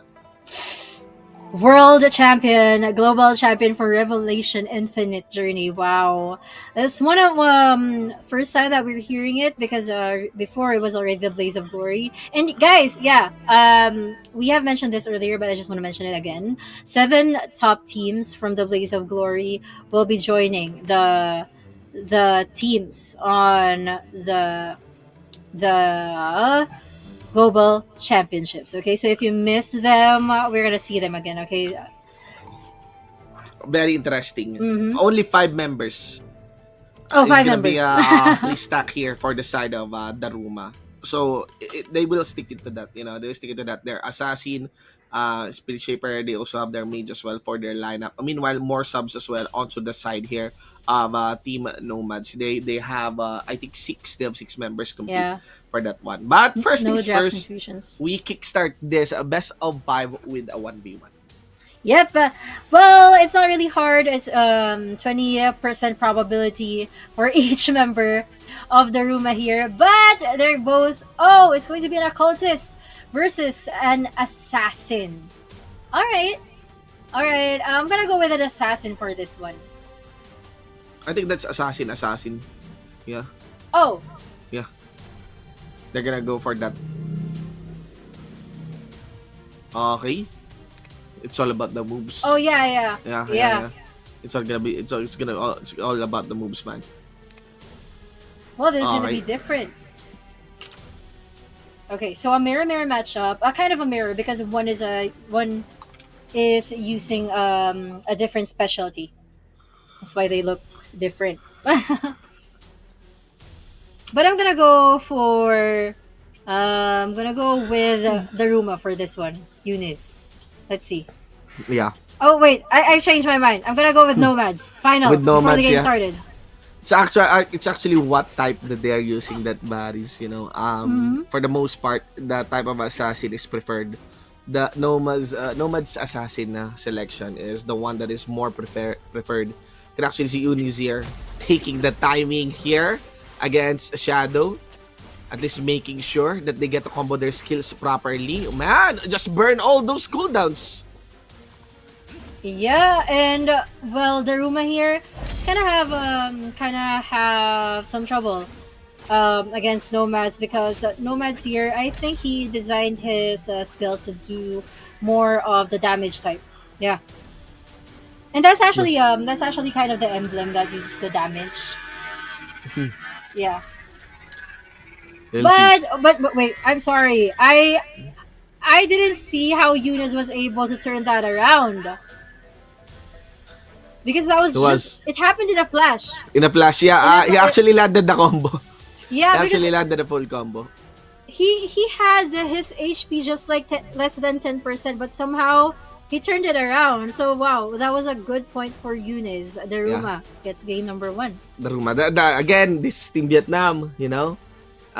For the most part, they have one of the strongest player base as well for the side of a Revelation Global, a Revelation Mobile. So it is it is very surprising if they come out as weak on this series. I do not expect them to be sweep. I'm actually expecting them to Mm-hmm. win, but that's just 1v1, just 1v1, highly decided by the micros of each player. This is 5v5. Let's look like what strategies can be employed by the two teams. Very similar almost on the lineup, but it does look like two supports. Yep, two supports onto the side of Nomads. Same scenario here for the side of DaRuMa. Occultist on both sides, Mage on both sides, Assassin on both sides. Mm-hmm. Now we're having it the 5 versus 5, but they're also using different specialties here. But if I'm gonna predict on a team, I'm gonna go with um. It's hard. It's hard It's hard. because I just Very realized that there similar. are no paladins, right? Yeah, they're very similar on the lineup. Yeah. Instead of going for paladins, they went with the two supports, you know. Highly Yeah. banking onto the damage of their sword mage as well as their onto the stealthy moves of their assassin. Up, full collapse, aggression coming into the side of DRM. It is gonna be Nomads that is a bit conservative on their stances, especially not eyeing to actually climb up the ring. Now you actually see the focus of Nomads as they try to target the occultist first, one of the skillshare members here for the side of DRM. Meanwhile, also the assassiner of DRM, DaRuMa, would also be stealthing his way. Now they're trying to get a tag here against the sword mage of Nomads and also their assassin. Critical life onto the HP of Nomads. Focusing the camera on Eunice, guys, we're seeing how aggressive he is when it comes to dealing damage and how his supports are actually following him around just to make sure that their main damage dealer won't get harmed in any way. Now, 2 down for Nomads already, a 5 versus 3 situation. And Nomads, oh no. I am so confused on what they should do to survive this one, but finally, they were able to survive. Yeah, critical situation for the side of Nomads because their revive has been burned quite early, but a quick burst here onto the Nomads side burns 4 members quickly. For instance, of course, forced 2 revives out of here for the DaRuMa. Now they are forced to also revive all the supports they have right now. 1 support down, especially with the revive still on cooldown. Only 2 members remaining here. Nomads taking the upper hand. Now they have the momentum to take the fight here, maybe bring it close because they destroyed the final support. There's only just 1 member remaining here. DaRuMa's mage would have to fall back under the ring. He gets cornered. Ladies and gentlemen, game number 2 forces a 1-1 in favor of the Indonesian team Nomads. DaRuMa was really trying to survive in there. Well, Nomads, that was a good team effort. I like seeing that how they were bursted and then revived themselves, but after that they learned how to play it safer.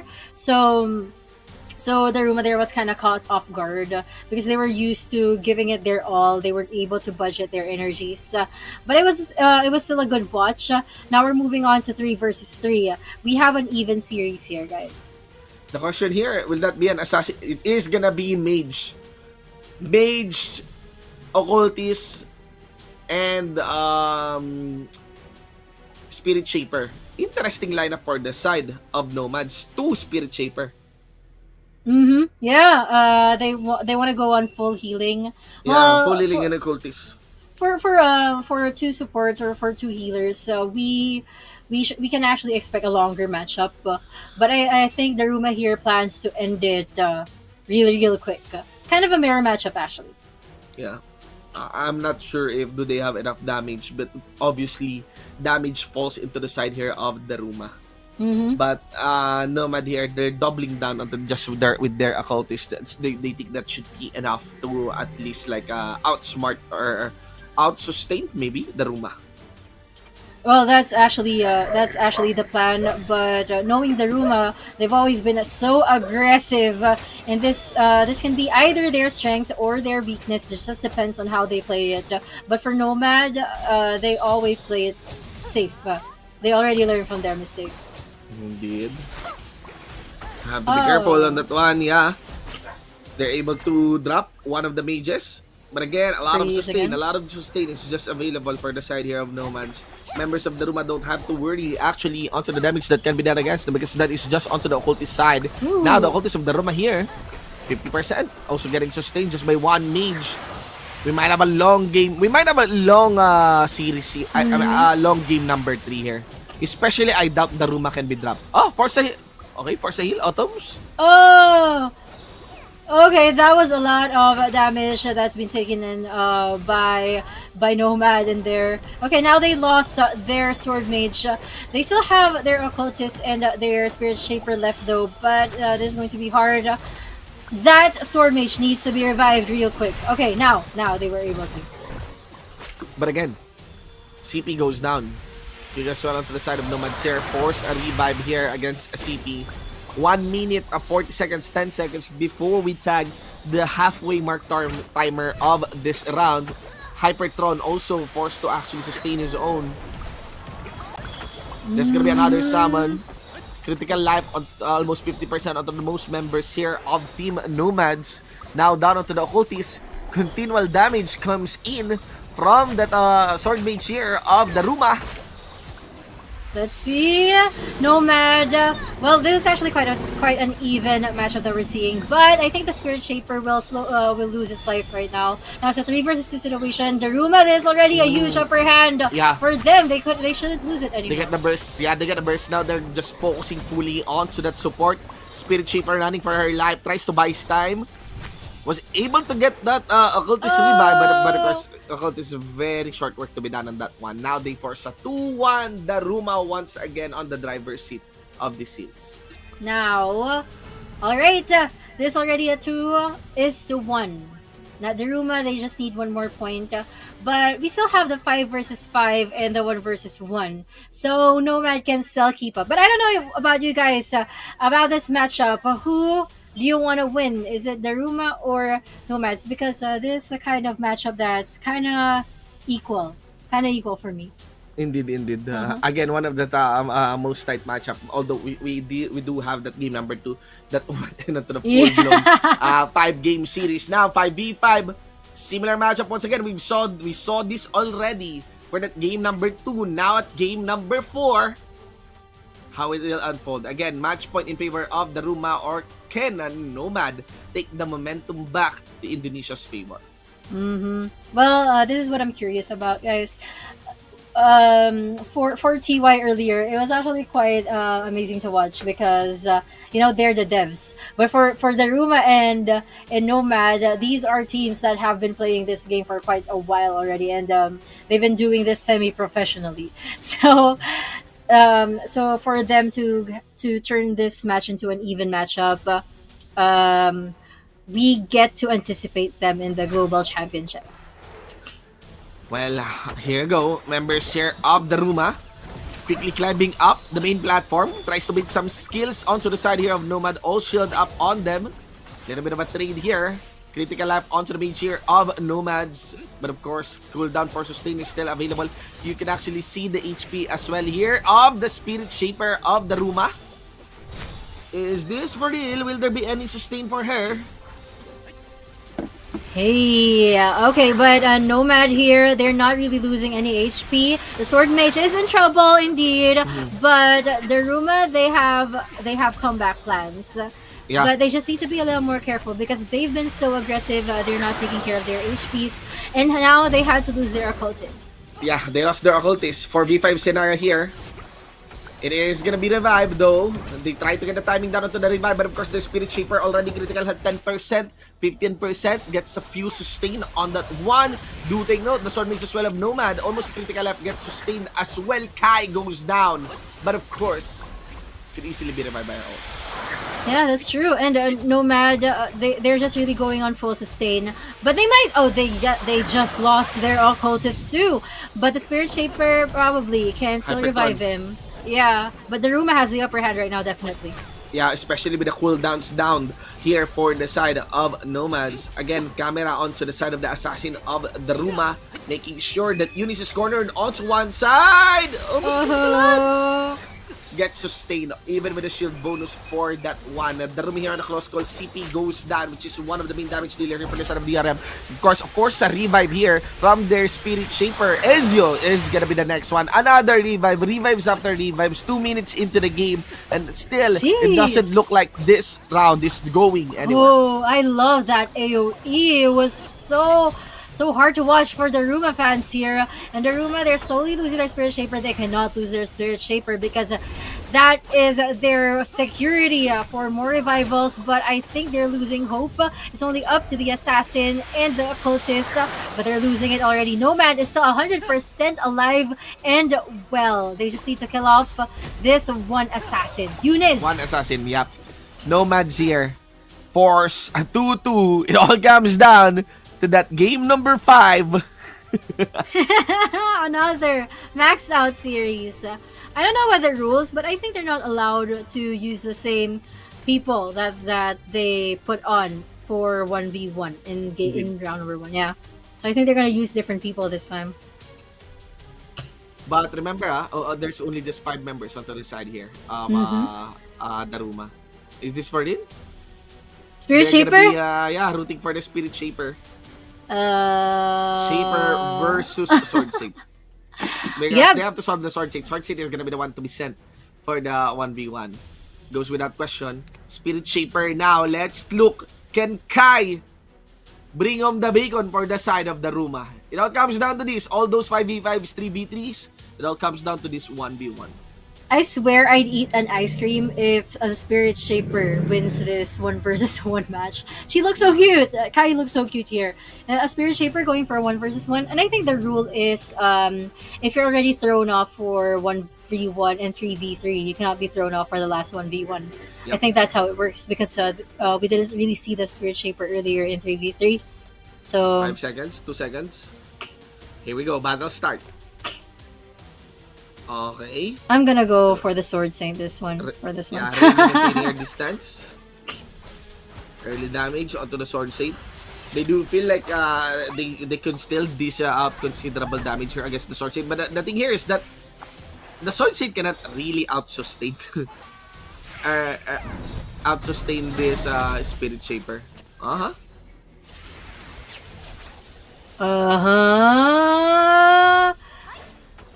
That's the damage. The damage is so slow, just because they were really built for this. But I'm still gonna go for Nomad, just because of damage capabilities, and the skills are really made for dealing damage. Indeed. Mm-hmm. Well, still the same story here. Yeah. Nah. I don't know, but if the DaRuMa wins, yeah, that's gonna be a miracle. But we've seen miracles earlier. I remember we've seen a clutch play coming from the DaRuMa earlier in the first 1v1, and the Paladin won also in the second matchup earlier for XMM. Wait, what? Wait, the what? Sword Saint already knows it. The Sword Saint already knows it. He's actually dishing up damage to Eunice here, but there's just no way he can take down the HP of Kai. So there is that. Win goes on to DaRuMa. I'm still in awe. I'm so confused right now with what I just saw. Okay, just like I said earlier, okay, I will eat an ice cream later because Kai won. Because DaRuMa won. That was a good that was a good pick using a Spirit Shaper. Congratulations to DaRuMa. Another even out series. Yeah, all that 5v5, just so for a 1v1, just so you could lose a 1v1 against a Spirit Shaper. I forgot that we already had HDT versus Eagles just because their matchup was so quick. Yeah, the round 1's already finished, guys. We are already officially in round number 2. Okay. Again, we have 3 rounds here. This time, we will be dividing it into two clusters, guys. We've got Mhm. 1-0 teams without any lose yet for this Swiss format. Avengers, XMM, HDT versus DaRuMa, and the 0-1 cluster, you know. SPX, TY, Eagles, and Nomads. So, again, that's how the Swiss format works, you know. And now, just for the first round, we've seen a lot of interesting things. We've seen Blade Masters played. We've seen Gunslingers getting played. Of course, no Holy Lancers for now. But we've also seen Sword Saint losing towards Spirit Shaper. And a I paladin also. I actually don't know how to beat that Spirit Shaper, because again, if you have enough, you know, if you have enough items, if you have enough points, you just really like out sustain on that one. And they also don't have that freezing skill just to protect themselves against damages. It's just really about sustain. Yeah.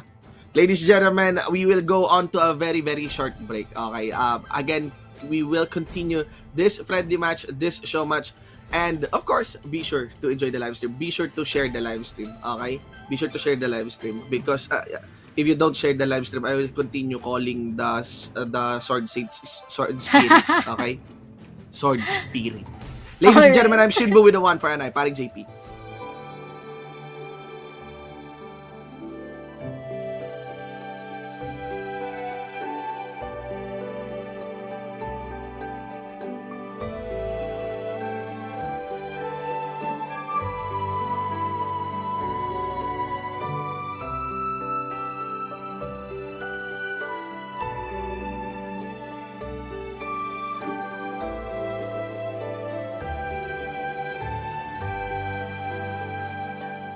Download Revelation Infinite Journey on App Store or Google Play now.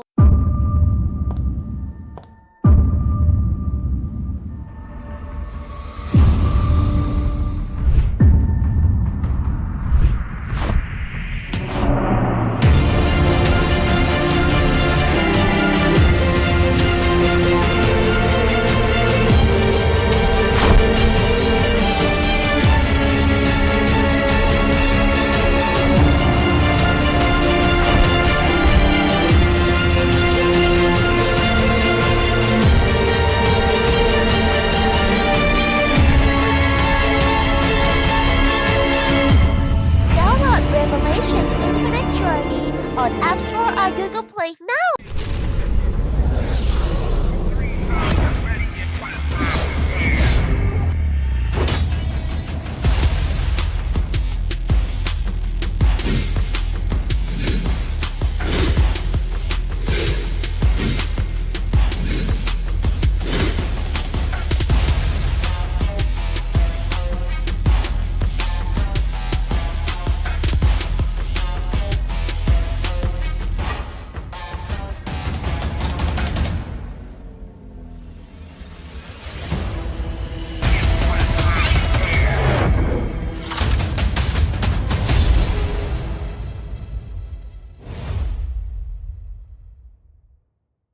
Download Revelation New World on App Store or Google Play now.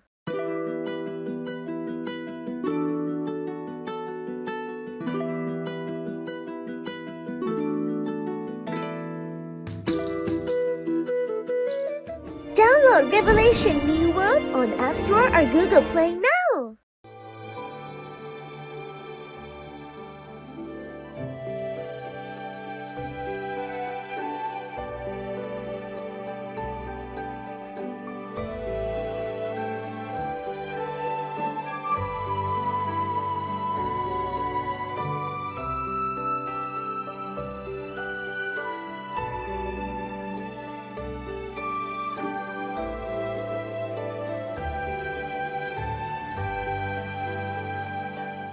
Download Revelation Infinite Journey on App Store or Google Play now.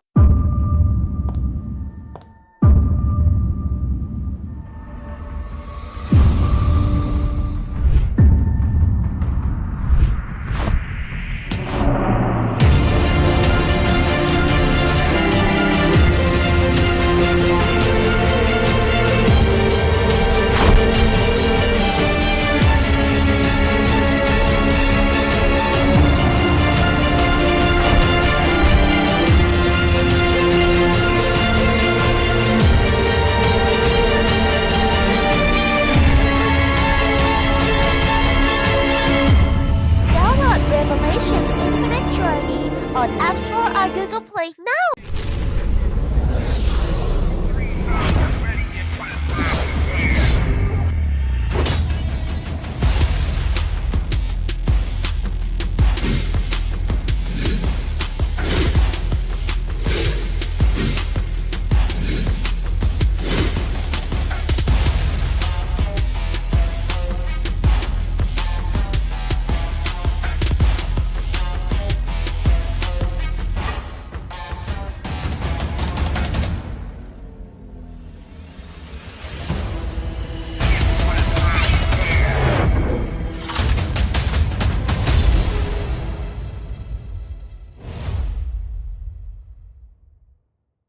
Download Revelation New World on App Store or Google Play now.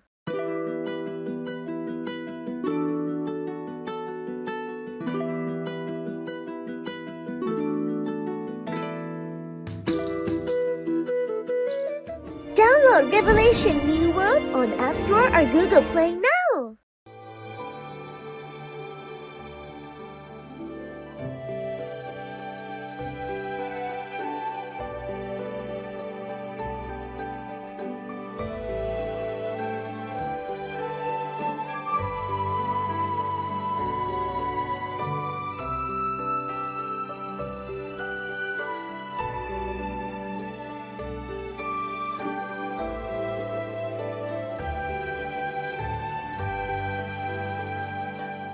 Download Revelation Infinite Journey on App Store or Google Play now.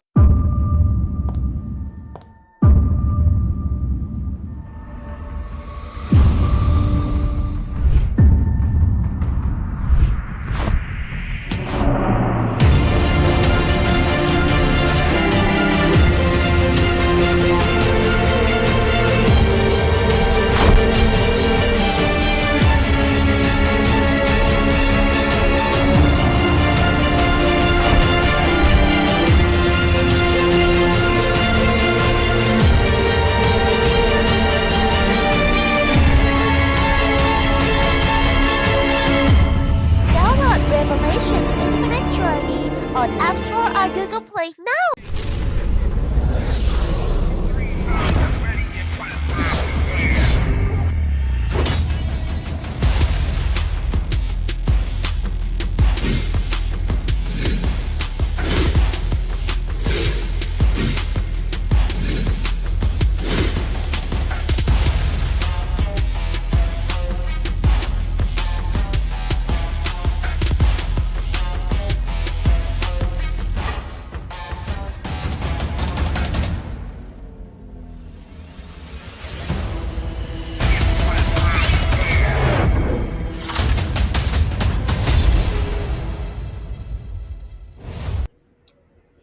Welcome, ladies and gentlemen, once again here at the Revelation Global Championship show match.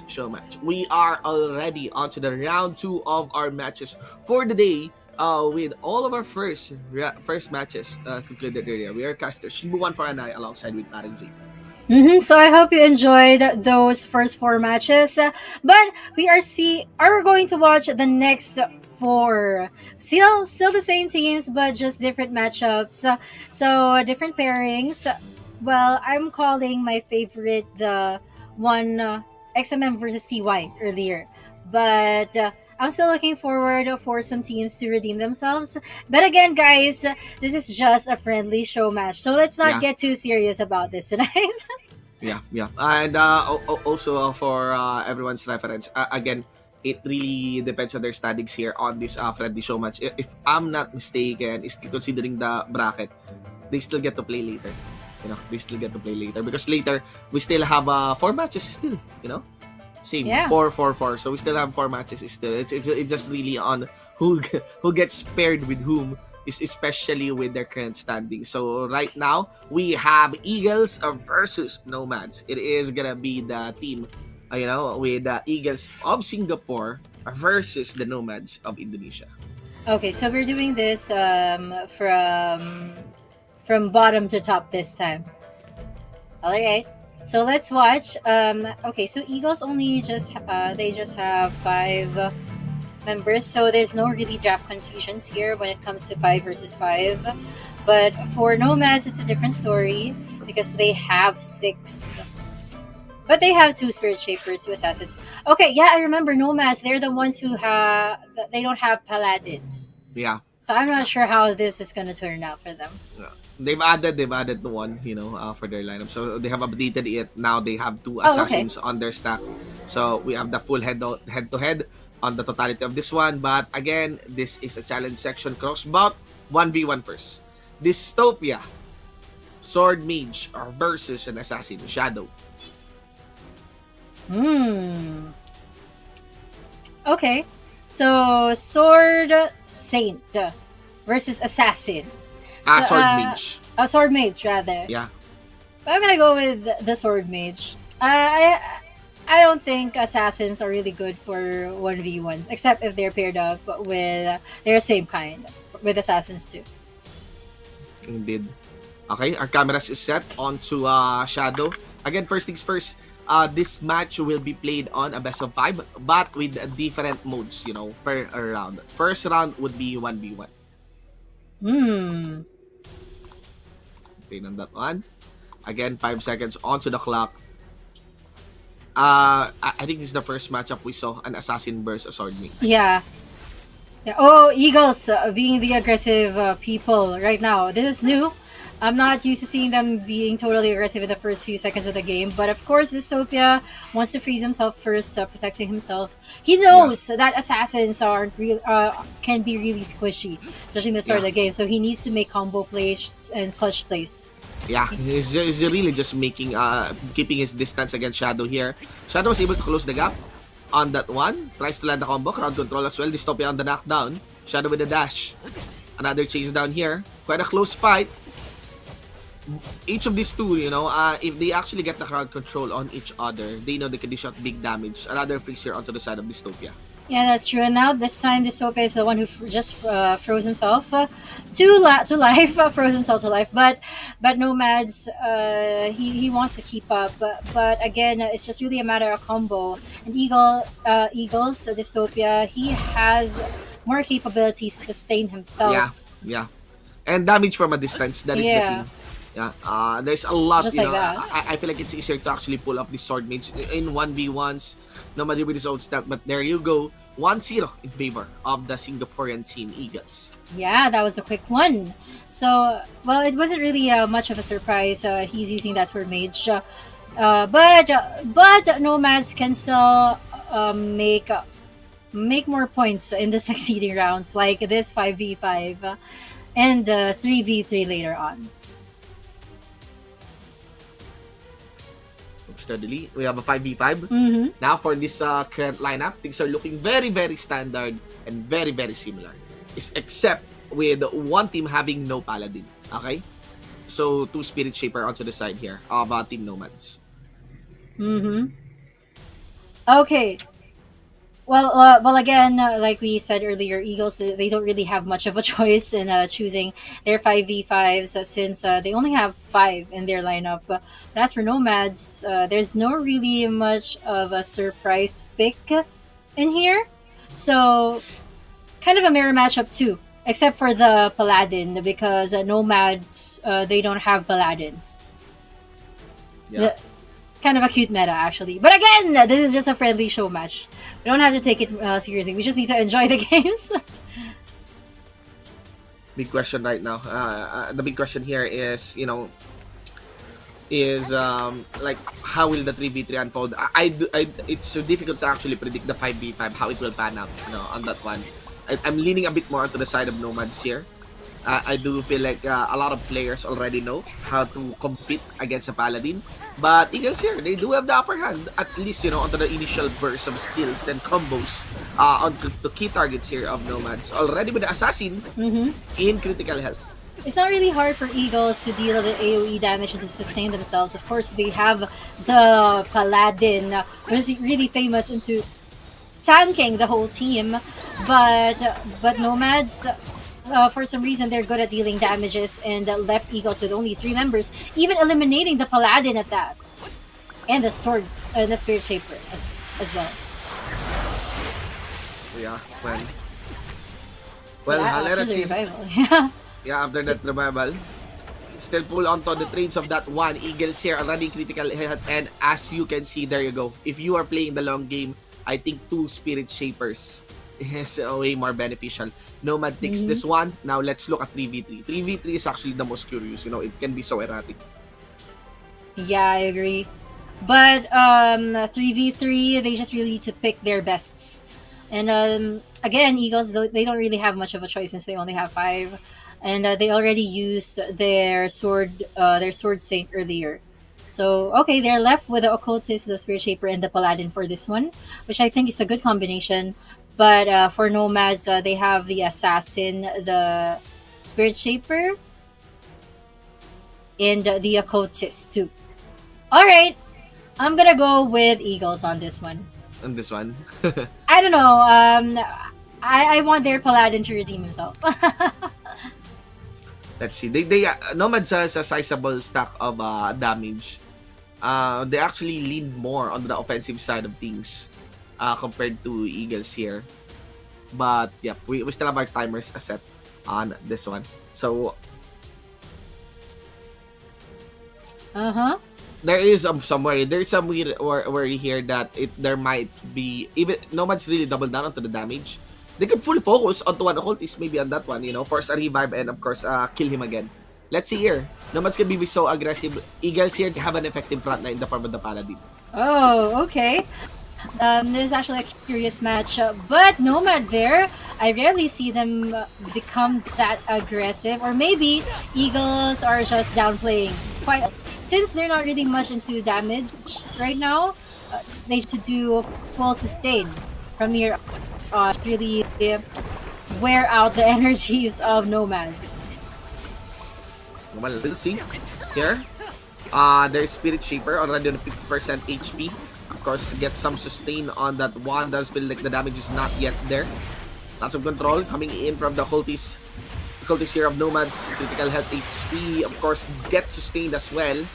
Eagles here also getting their own share of sustain. They need to recover on that one. You can actually see here that our camera is onto the assassin of Nomads. Just trying to concentrate maybe here. Just trying to concentrate his damage onto the Spirit Shaper here. Eagles, let's look White Rose, knockdown. Oh, Spirit Shaper of Eagles here. damage. Spirit Shaper could be drop Tangruru goes down. Gosh, Eagle, I thought they were gonna survive, but right now it's just up to the Paladin and Nomads with all the damage and deal. They just really went full. They didn't hold back at all. And Eagles here with their Paladin is gonna take just 5 seconds, or 5 seconds rather, for them to be wiped out. But now, Nomads, they got 2 points. It's now left for the other 5v5 and the last 1v1. Yeah, more options. There's still more options here. Again, we still have a 5v5. It can be really so erratic, so you know anything can happen. Anything can happen on that tag. Now the question lies here is I mean, if you are to the side of Nomads, at least you want to close this one quick. At least you already have the match point. On a 5v5, you have more control actually compared to the more erratic 1v1 and 3v3s. So now is the right time. Now is the proper time if they really want to double down on the lead that they have for this series. And of course, we're going to see all the members from Eagles. And again, Nomads is going to use the same lineup that they used in game number 2. Without the Paladin again.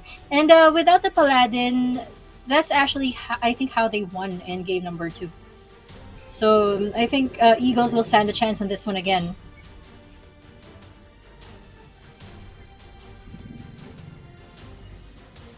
Time and again. Careful on that one.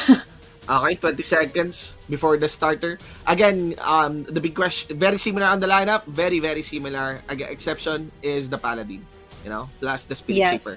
Now, the idea here is how can the Eagle concentrate their forces, especially with the high sustain composition that Nomads is delivering onto this fight.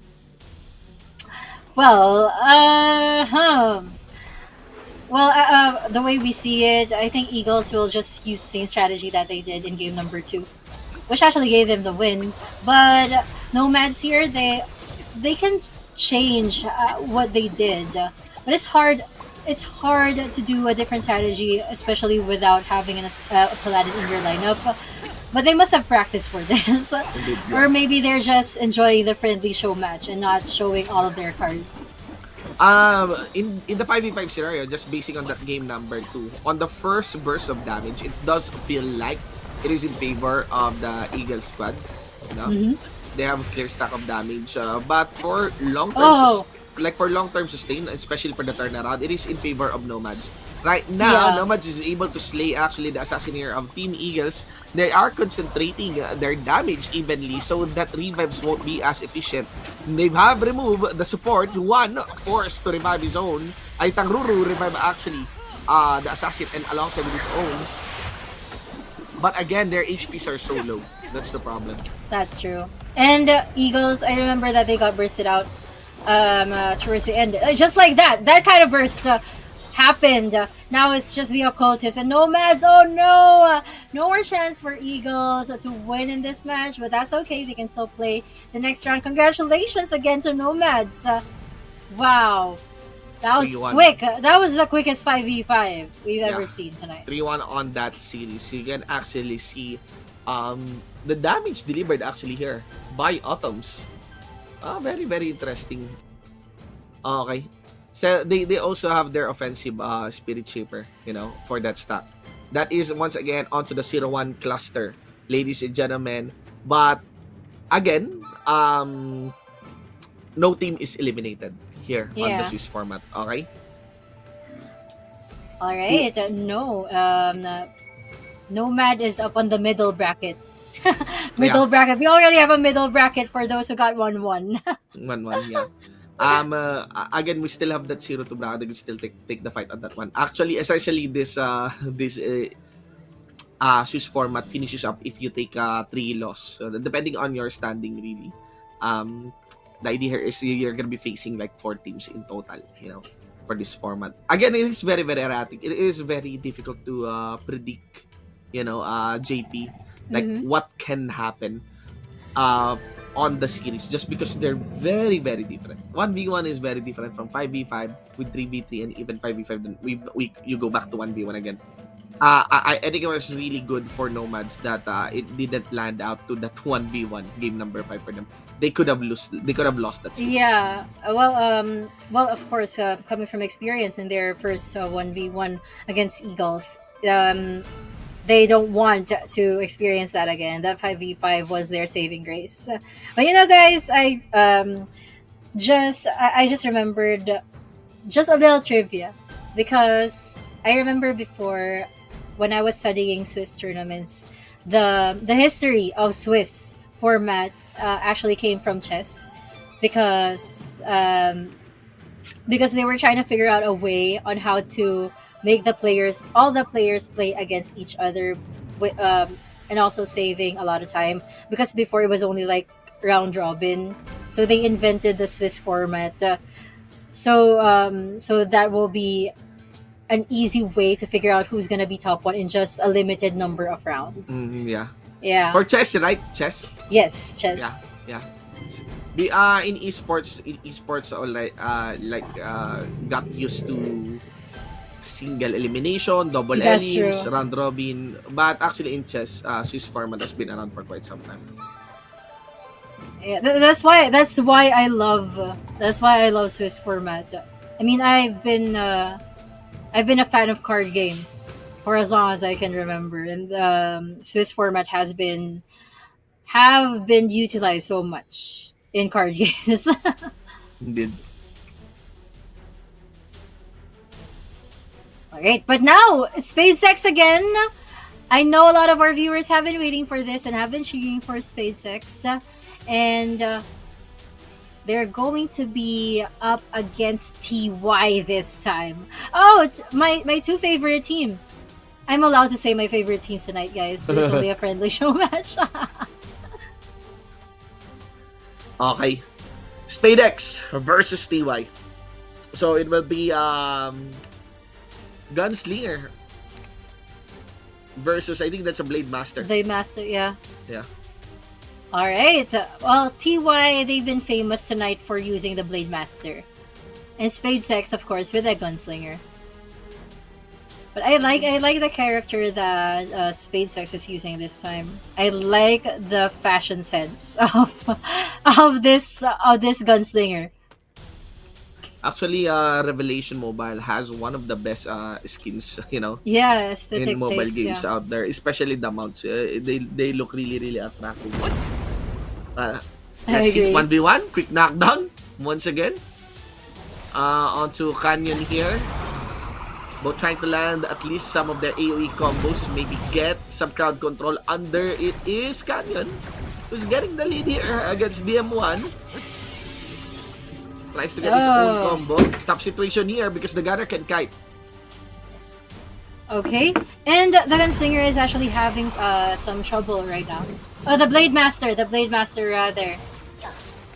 It's hard because it is a range versus a melee hero, and it's really a challenge.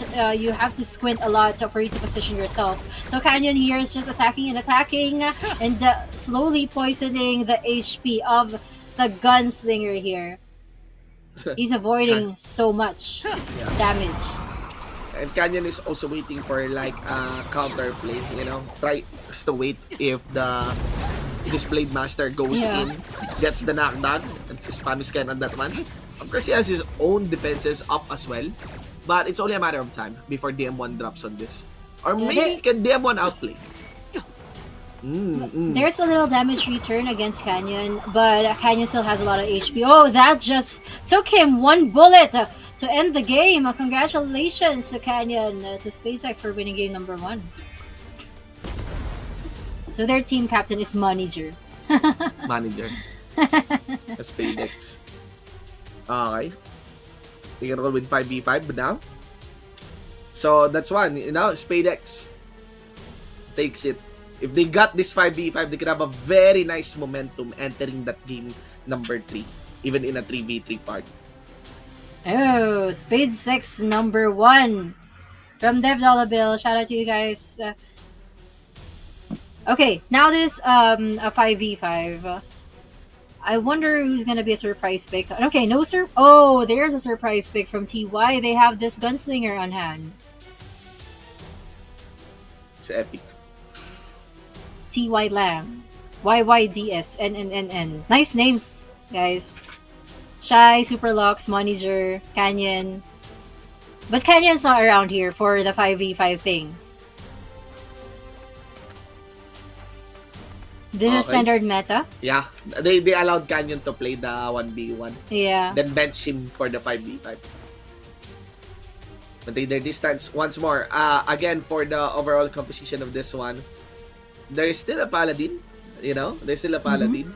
Interestingly, TY here will be rolling as well with their main damage source, which is their gunslinger. And you take note, their gunslinger was able to land an early ult, onto our round number 1. So tons of question here for the side of TY. Can they show up the same impressive performance in this 5v5 for this game, round number 2 of this match against SPX? What a choreography from SpadeX there. They really circled around the members of TY and they were so aggressive there during the first seconds of the game. But I wonder how long can they sustain that energy, because TY here still has a lot of HP and a lot of damage to deal. Sabi the part. Okay. A lot of damage from SpadeX. So, wow, that thing's dropped down. Yeah, YYDS is also dropped as well. SpadeX now taking full command of this one as they rack up momentum. Just being very mindful of the cooldowns maybe on their side. But kills after kills, they're able to grab against Team EY right now. It's only just maybe the Spirit Shaper that they can target here. They're concentrating actually TY Lang. TY Lang here is just body blocking, but Lang goes down. Only the Spirit Shaper is the only one remaining running for her life. Running for her life. But that's it. Full combo on Team SpadeX. Gets game number 2. 2-0 now for the series. We are gonna be entering the 3v3 format. Just one more point for SpadeX to get into that middle bracket. Wow. it was so cute to watch the Spirit Shaper of TY run around in a different form earlier. So, okay, things are happening so quick. They don't want to think fast. It's going to be the Paladin, the Occultist, and the Spirit Shaper for SpadeX. But the Gunslinger will return for TY. All right. Okay. So I'm gonna go with SpaceX in this round. But I'm not sure because their gunslinger is pretty Good, yeah. is pretty good at dealing damage as well. Yeah. But SpadeX, they know how to deliver momentum, after momentum. Oh yeah. And they're veterans of this tournament. That's Agree. they've been around, all bogs. SpadeX has been present. Being, fighting inside this kind of ring. They know that already. Uh-huh. But we'll see. I agree. 3v3, this game number 3, always round 3 is the most erratic in my opinion in all of the, during all series. So let's look. Triple N. They have their first frontline set delivered once again onto the members of TY here. Quick burst attempted to that Spirit Shaper of TY. They're successful, 50%. Yeah, it's decent damage here. But of course, she has to walk away, getting chased here by Super. And still able to barrier himself up. They do know that the Occultist here on the side of SpadeX is also in critical mass. So that is the main target of Team TY. Team SpadeX readjusted. It stops targeting actually this quad N onto the side here of TY. Oh, maybe no. She still gets chased, gets boxed here by the Occultist. Lands on the ground control, quad N goes down. SPX fully committed onto that Spirit Shaper, forces the revive cooldown onto her. Oh, TY, they're losing it. They don't know how to sustain themselves any further, but their Spirit Shaper is trying to survive, but their Occultist cannot be alive anymore. Gunslinger, it's up to you to deal all those damages. Spirit Shaper, where are you? SpadeX is really good at holding their momentum. You are right, Shinbu there. Now it's a 3-0 clean sweep coming from SpadeX. Congratulations in there. That was quick. Veterans of tournaments, not just the Filipino representative, but they're indeed veterans of this tournament of the Blaze of Glory, joining here at the Revelation Mobile Global Championship. Even for this show match, I'd be surprised if they didn't participate. And right now, No Cheese Tactics. I mean, for now, No Cheese Tactics is working on them, and like a walk in the park, they went 3-0 for this fight against TY. Yeah, there you go. We already have our two players we already have a full matchup. They're in round number 3, Eagles versus TY. But SpadeX, they're waiting for the 4 teams, Avengers, XMM, HDT, and DaRuMa. Alright? Okay, now we are gonna be going on to our third series, ladies and gentlemen, and once more continue this Swiss match format. I'm really looking forward, onto the match that is delivered by HDT, and also maybe the game that will be delivered as well by the DaRuMa. If we are I'm not sure, but could bet, ranking some top 2, top 2 teams for this tournament. It is gonna be DaRuMa. It might even be HDT. I think if there is a chance that SpadeX will be matched up against XMM, I think SpadeX will win because it was so easy for SpadeX to defeat TY, and XMM actually had a hard time defeating TY earlier. So SpadeX can actually win that third round there in the middle bracket, I think. But for HDT is actually a very promising team tonight. I want to see them up against Avengers. So that's gonna be the most interesting matchup. In case that happens. In case, that happens, yeah. But for now, maybe for this round 2, that is without that. DaRuMa versus HDT. Vietnam versus China. Mm-hmm. Heavy contender teams, very deep understanding of Revelation Mobile. It is welcoming the new country by the running dominating country for Revelation Mobile. Yeah, I agree.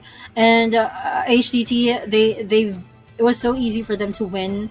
And these are the two countries that are really good in playing these types of games. And just like you said, they have deep understanding of Revelation Infinite Journey.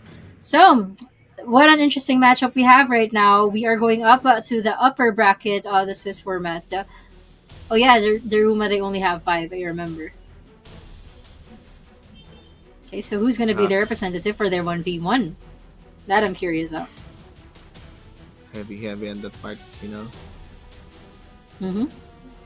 Okay, let's see. Pipa versus Eunice. It is gonna be Blade Master versus Assassin. Oh, wow. Both melee matchups. Okay. Yeah.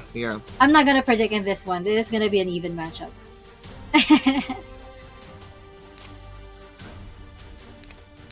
Of course, one has his stealth, one is so stealthy. One has both has their own combos. Let's you dish out big damage. I do feel it's more on the accuracy and the precision of the players controlling this too. Yeah. Uh-huh. Okay, they're both chilling. Nobody wants to get aggressive. Oh, they're waiting for the timer. They're waiting for the timer. Yeah. 5 seconds. I'm the one who's so excited. Yep. Okay, first aggressor would be Pipa right here. There's the stealth coming in from the assassin. Tries to guess the initiate of that assassin. Okay. Still no idea where the DRM assassin will pop out. Continually kiting this Blade Master, making sure that they are as efficient. Pipa goes in, receives the crowd control. Tries to also like predict the movement of the assassin here. Pipa is losing a bit, you know, on this one.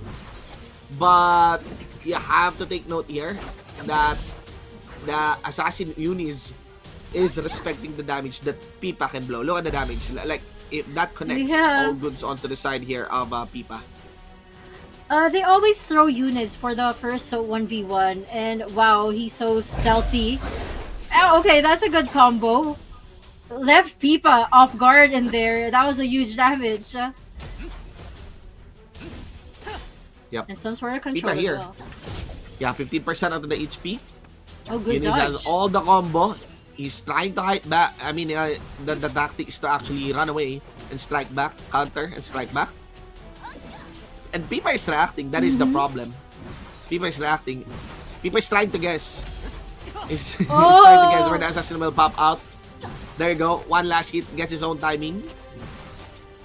A few regeneration from Pipa. Gets the start of the Eunice. Full combo on that one. Oh, shucks. That's a huge Oh! damage. There you go. Oh, wow. I was just about to say that Eunice is good at controlling the game, but, you know, Pipa, he didn't lose his cool. He didn't lose his cool, earlier he was being baited. Yeah, like you said, he was reacting, but for some reason, you know what? I don't want to have this. I want to control the game as well. So Eunice there, he was caught off guard, and that was a good combo. The Blade Master has their own combos. Really. Yeah. Some of the viewers could easily say like, if you're fighting a Blade Master, you're as good as like you're just gonna be standing there, and that's what happened onto that assassin. Now it will be a different story. HDT versus DRM. Again, China 1-0. 5v5 scenario. Oh, okay. This is gonna be a meta thing for HDT. HDT was the one who won game number 1.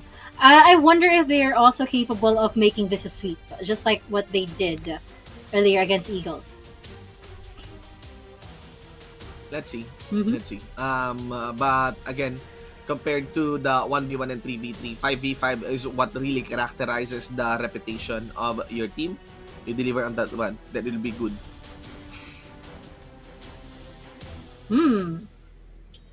Alright. I'm gonna go with HDT for this one. Just because of their aggressions. Well, but DaRuMa is also a good contender against them. I cannot not recognize that one. But yeah. Both of the two teams now standing onto the platform here. Most of the members of the DaRuMa are trying to actually focus their damage, drop towards that gunslinger. They did get that. Okay, but the sustain will still be there onto the side of HDT. there's one thing we know about HDT. They do know how to prolong these fights, really like being precise together. You can actually see how they clump together onto that one side, and they still have decent damage should the need arise. Especially coming from the Sword City, especially coming from their Gunslinger. Oh, wow. It is gonna be the Spirit Shaper of DRM that gets dropped. DRM Kai would be forced to use the revive. And everyone is back onto almost the same HP level, but HDT continues the aggression. Tries to get the mark here against DRM. The Mage in critical life. CP here, again, do take note, camera here onto the Paladin of HDT. They're eyeing actually to at least the main damage dealers here of DRM. Sword also in critical life. Sword 9 goes down, sim down. Well, what I'm curious about here with Jay, he was attacking, not like he's not a paladin. He forgot to take care of the gunslinger, and therefore the gunslinger lost his life. Thankfully, they have the revive, but they have to be more careful this time. DaRuMa already lost their Spirit Shaper, but was able to revive as well because they have 2 Spirit Shapers. But this is another round for them. There's another chance for them to make up for what they lost in the earlier seconds of the game, but the other Spirit Shaper just died for DaRuMa. It's already a 4v4. Tough scenario here. Tough scenario here for the side of actually both teams. Anyone could still actually clutch on this one. Just very difficult to actually track the revive availabilities. But DaRuMa, again, taking good command right now, drops the Sword Saint, and no revives already popping out. They can also target the Occult, and members here of the HDT at least getting pushed back, collapsing one by one. Sword 9 is also already dropped. DaRuMa prioritizing the main damage dealers here of HDT. Even though a bit tanky, they now have some freedom of targeting also that Paladin. Only one member remaining here for the side of HDT. As you see the Spirit Shaper standing into the middle of the fight, DaRuMa cleans it up. DaRuMa forces a 1-1. I think we have a series right now, guys. Game number 3 sets in. Well, that was hard for HDT to survive in there. DaRuMa, what a play. They were able to come back from that. So, okay, just like you said, the most interesting matchup here is a 3v3. Now, I wonder who are they going to throw into the arena? I'm guessing that is going to be an Occultist and a Gunslinger and a Spirit Shaper for HDT. And DaRuMa, okay, Spirit Shaper, Occultist, and the Sword Mage. Well, I think DaRuMa has this. We've seen Gunslingers and Sword Mage go up against each other earlier, and Sword Mages know how to prevail. Yep. They just have a lot of utility. They just have a lot of AoEs. But I think it really boils down to their targeting on this match. So that makes a big question right now. Like, who has the better targeting? I think when it comes to this 3v3, you can never ever remove the Occultist. Same as with the Spirit Shaper. Yeah, I agree. Well, let's see what happens. But I'm gonna vouch for DaRuMa this time. So, HDT, their bidding conditions, they just really have to avoid damages and just control the arena instead of them being controlled by the DaRuMa players. Ooh, now we're seeing it. The Occultist of HDT is actually trying to control the game. Yeah, and DaRuMa actually went in for the Gunslinger, whereas HDT they target the Occultist. Yeah, that's actually a good play. Yeah. Yep. Camera onto Sword 9 here. Tries to drop down his own combo, but over a please here for the side of a DRM member. Now teams are looking pretty even. Still in the upper platform. There goes the box coming in from the Occultist. Gives a lot of freedom and free for the side of the Gunslinger of HDT, but right after DaRuMa is still able to react properly, was able to put their defenses up, and now it is gonna be Swords 9 receiving the box. There you go. He has his summon. The battle armor already up here for the side now of HDT. Lots of damage that can be delivered by this Gunslinger. Okay, so the question here is, how does DaRuMa survive? I'm not sure how, but this sword mage, yeah, can still be revived, and they did, but the Spirit Shaper already lost his life. So HDT really has the upper hand right now. They just really need to keep going at it. A lot of AoE damage. Gunslinger is doing it. He's doing he's dealing all the damage in good position, which is hard for DaRuMa to avoid. Yeah. The Gunslinger looks really, really attractive, you know. I'm very, very beautiful class to look at. I always get sold when it comes to robots. But let us see, it's still not that over. It is gonna be the Sword Mage that gets dropped here by HDT. Of course, CP will be revived here by Ezio as they try to sustain this fight. We might have the first bout that will reach the 1 minute mark. Already 55 seconds remaining onto our final timer. These two teams are really on each other's throat, making sure that they will at least capitalize on whatever advantage that they can get. It is still the Gunslinger that drops the Sword Mage, man. The damage is big from the Gunslinger here of the China team. HDT. Ezio is also going down. Last target will be the Occultist now. HDT takes a full upper hand, knocks down that Occultist. 1-1. The 1-1 becomes a 2-1 in favor of HDT. Wow, that was actually good. I thought DaRuMa has it, but Sword 9 from HDT is a really good gunslinger player. I swear he dealt all the damages there, and he knows how to play it well, positioning himself, just really targeting opponents. Really good, really good. So we still have another 5v5 coming up. Okay, stop. Okay. Lots of expectations still, you know, from the two teams. Now we have another 5v5. Again, 5v5 is where things really get so interesting, you know? All right. So, yeah, I just remember that 3v3. I think it was the longest game we had tonight. Yeah, for the 3v3. But let's see. Well, this is a 5v5. So for some reason, 5v5 gets finished earlier. Probably because if one team loses one, like they get really crippled, and then one team really gets a big upper hand in the game.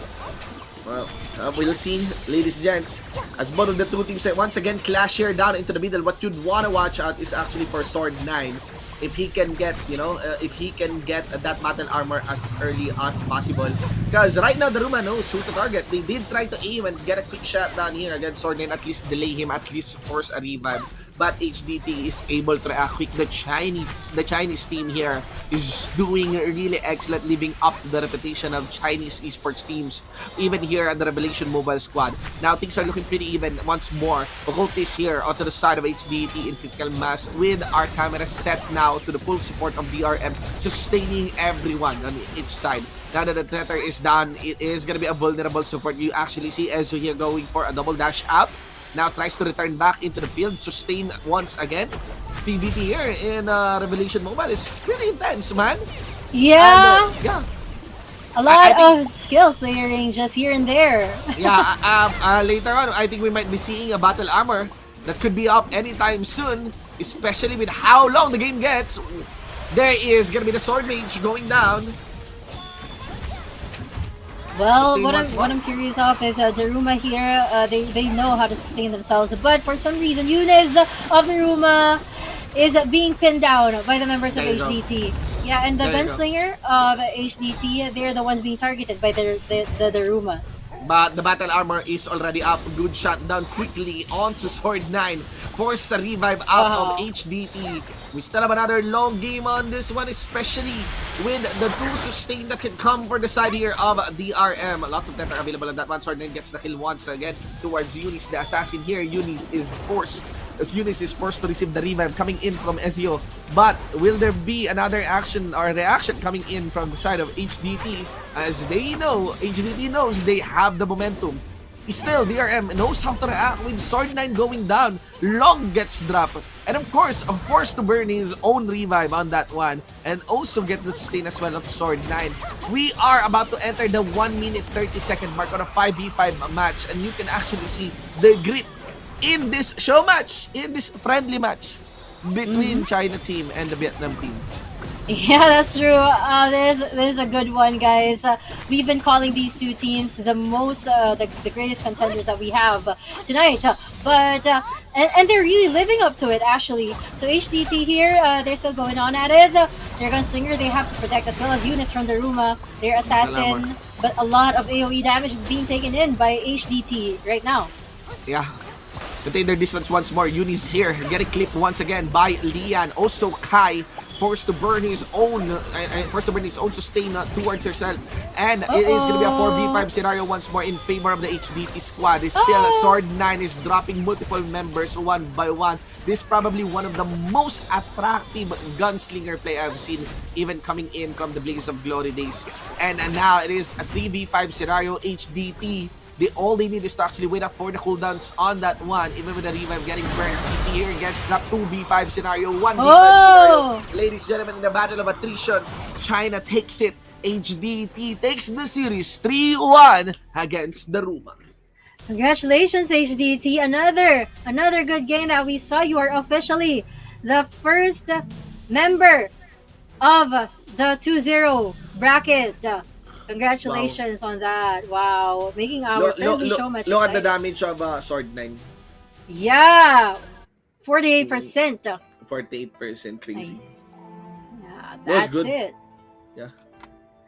HDT from China, they're really introducing themselves to us. Chinese Chinese people, they're showing us what they got.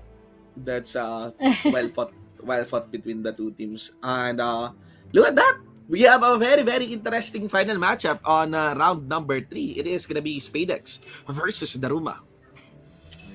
Okay. Yep, that's what a showing from HDT and of course DaRuMa. We still have our fourth series for round number 2. It is awesome to look at.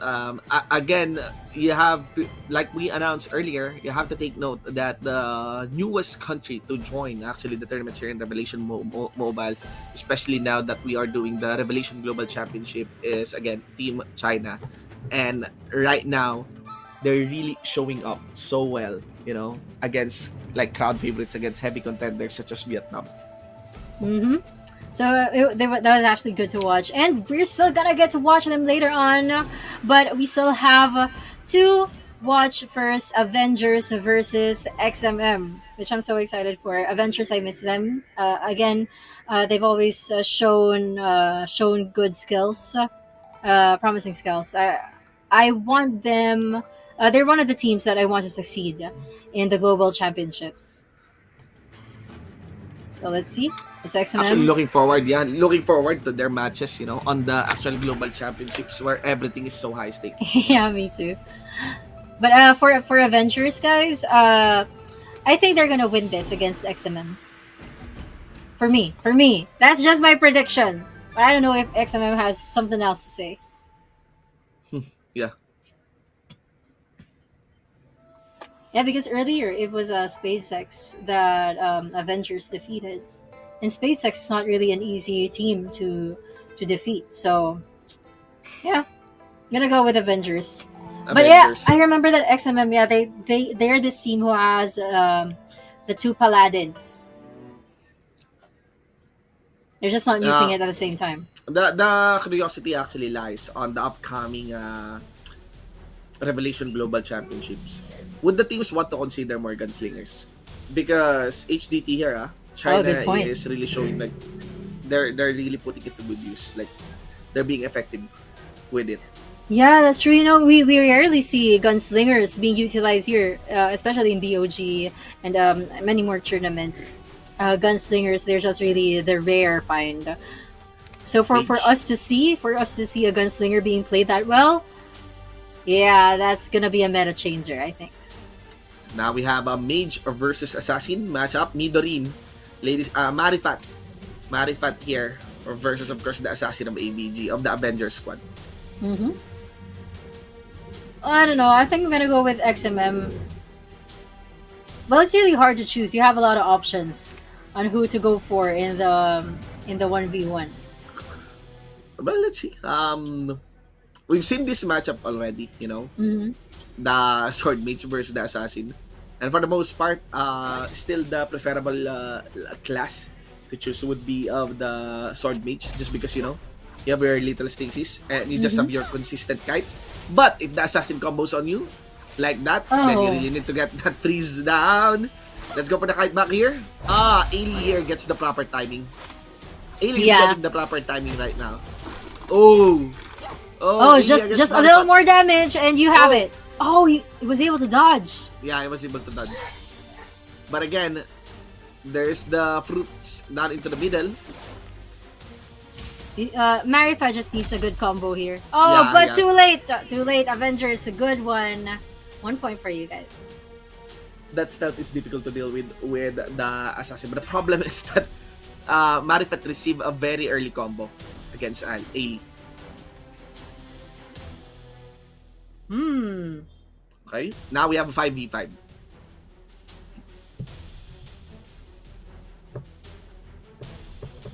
Alright. So, for 5v5, of course, XMM will be using just one Paladin. I mean, it would be weird for them to like have 2 Paladins in the 5v5. They may be able to use that other Paladin for the 3v3. Oh, they're gonna go for the 2 Paladins! Alright. Okay, it's been a while, Blaze of Glory. First Blaze of Glory. Yes. They're showing it to us. Yeah, Blaze of Glory Season 1. So, double Paladin lineup. Okay. Whereas, 2 supports onto the other side. Occultist, Assassin still present. No Assassin onto the side of XMM.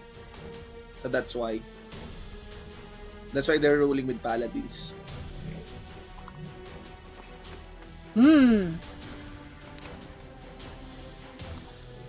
Watch closely. Okay, so how many seconds? We have 10 seconds before the game starts. 10 seconds onto the clock, ladies and gentlemen.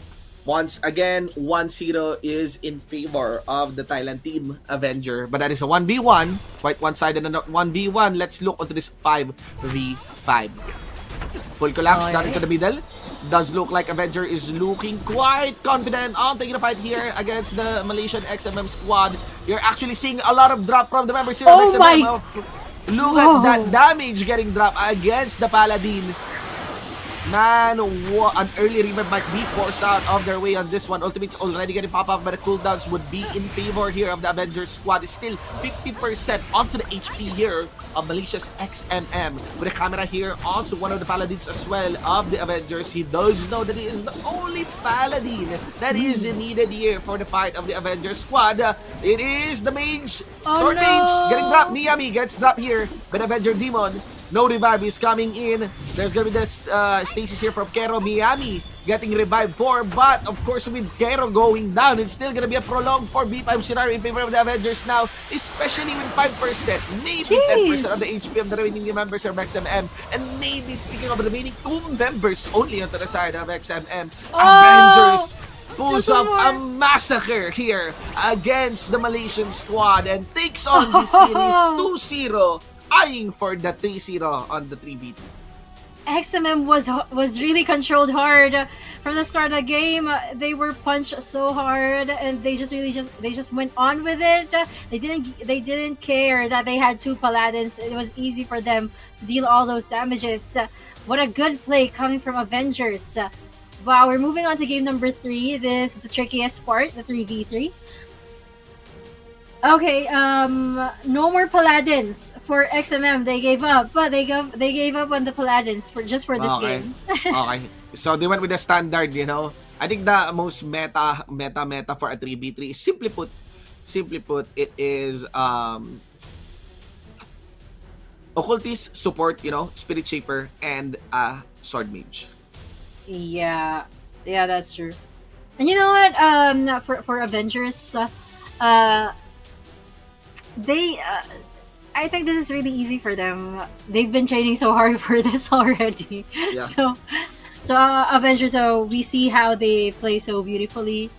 But XMM, they can still keep up, and just, and give us a good show even for a friendly show match. We'll see. Okay. Here we go. 2-0 here. Probably one of the first, our first 3-0 here for round number 2 can be unlocked by the Avengers, but 3v3 is very, very different from a 5v5. Very similar, very similar lineup still for every lineup that we saw being delivered here by XMM Avengers here. Now, delivering still a fight with the Paladin as they want to capitalize on that one. Difficult on to getting your targets done, but the Sword Mage here, receiving a lot of decent damage here onto the side of the Avengers squad. Meanwhile, XMM tries to target also this Spirit Shaper. Now the Spirit Shaper here, 75% onto the HP. Eyes onto her. She gets controlled. She gets controlled. Still able to walk away. Now we shifted our eyes towards the Occultist with Midrin kiting away against the members of the Avengers. Do take note, it's gonna be a 4v5, a 3v2 scenario earlier. Force a revive now onto the side of XMM. So Avengers now has the cooldown advantage. 50% onto the HP as well of this Paladin. They try to collapse, tries to connect the chain, puts in the box from the Occultist here. Midrin with a lot of free hit down from the backline as the rest of the members of the Avengers doesn't have any target aside from the Sword Mage. They know that there is, if you make the Sword Mage have a difficult time, damage won't be available for the side here of XMM. Now, Midrin takes the attention of the 3 Thailanders here of the Avengers. Okay, box on that one. Tries to at least blink out, but of course not gonna be enough. Revive once more. Members of the Avengers gonna be focusing again to that Sword Mage. So it's really just the same strategy for Avengers. Just continue hustling that, continue hustling Kero. Make sure that Kero doesn't play this tournament. Yeah, well, XMM actually, they're banking on their Spirit Shaper to just really sustain themselves. But it's really hard when Avengers has the Paladin to do all those crowd controls and the AoE with the help of the Occultist. So XMM here, they already lost their Sword Mage, and they're trying to sustain themselves and trying to revive, but I think they lost it already. The Occultist is trying hard to survive, and okay, that was a good heal. But AoE damage coming from all of the members of Avengers here. Wow, just a Spirit Shaper left. I think this is going to be a sweep already. Very convincing 3-0, but I don't feel like that is one-sided, especially for that game number 3. It took some time for Avengers to capitalize on that one. What is obviously one-sided is that game number 1, that 1v1. But still, Avengers still hot on their toes here, still hot on their hands on playing this round number 2 of our friendship matches. Wow. Yeah. Good run for Avengers. Oh, it's gonna be HDT versus Avengers later on. Yeah. Oh, I'm so excited for that.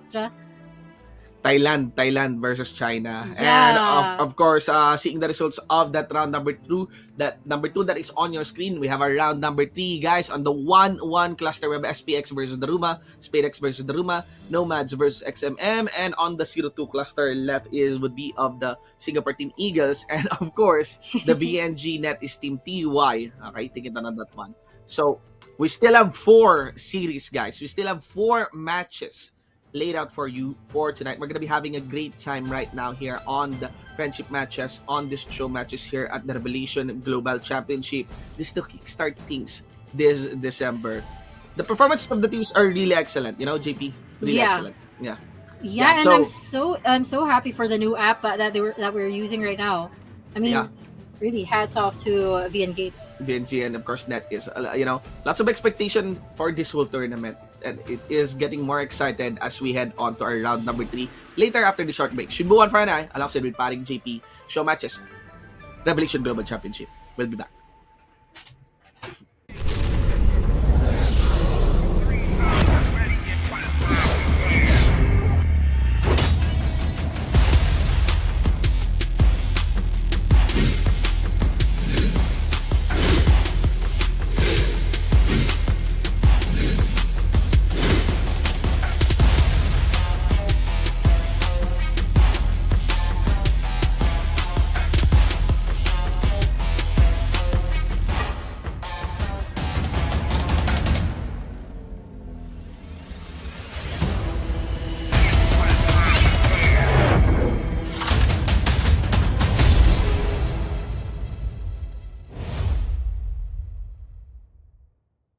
Download Revelation New World on App Store or Google Play now.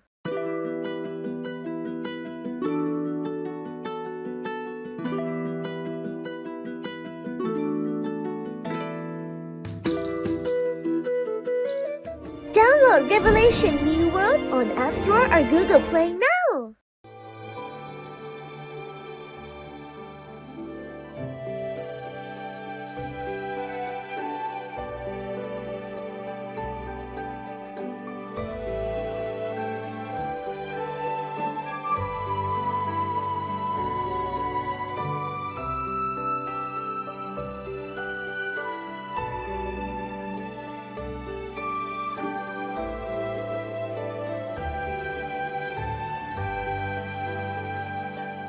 Download Revelation Infinite Journey on App Store or Google Play now.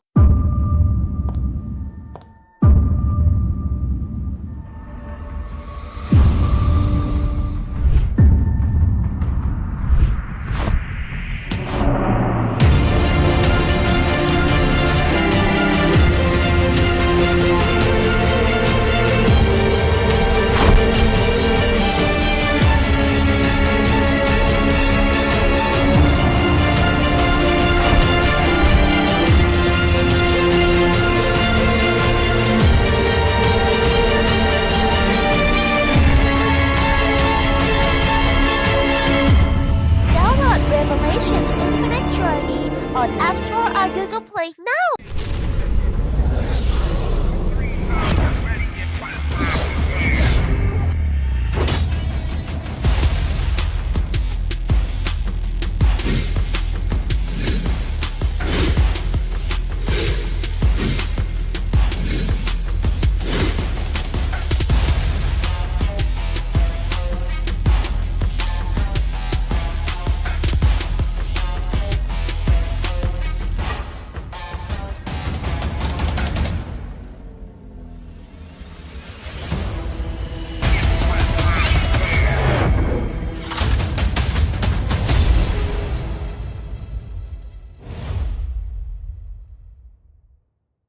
Download Revelation New World on App Store or Google Play now.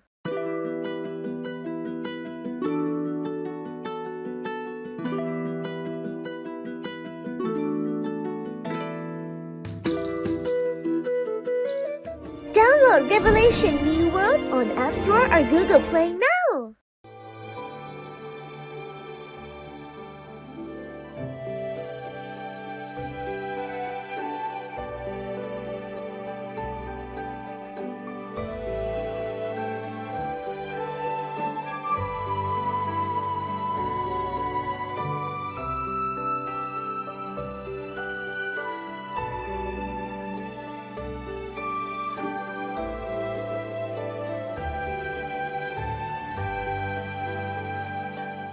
Download Revelation Infinite Journey on App Store or Google Play now.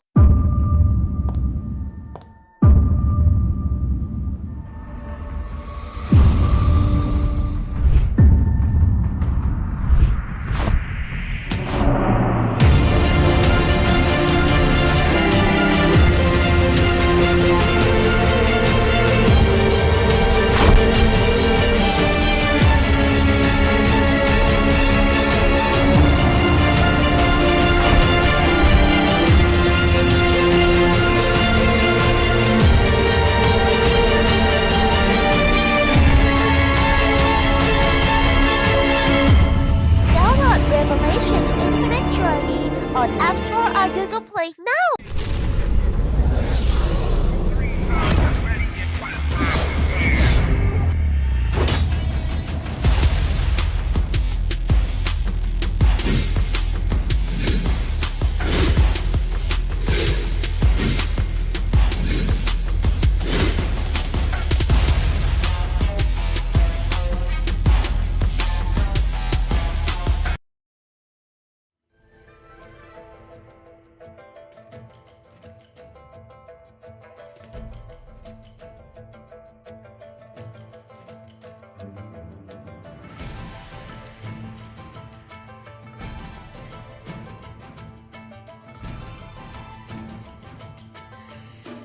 Ladies and gentlemen, welcome back here at the Revelation Global Championship show match time. Again, we are already on the round number 3 of our Swiss bracket as we have concluded, round 1, round 2, lots of good matches delivered by our different teams across different countries. we are casters. Shibuan for an eye alongside with Parang JP.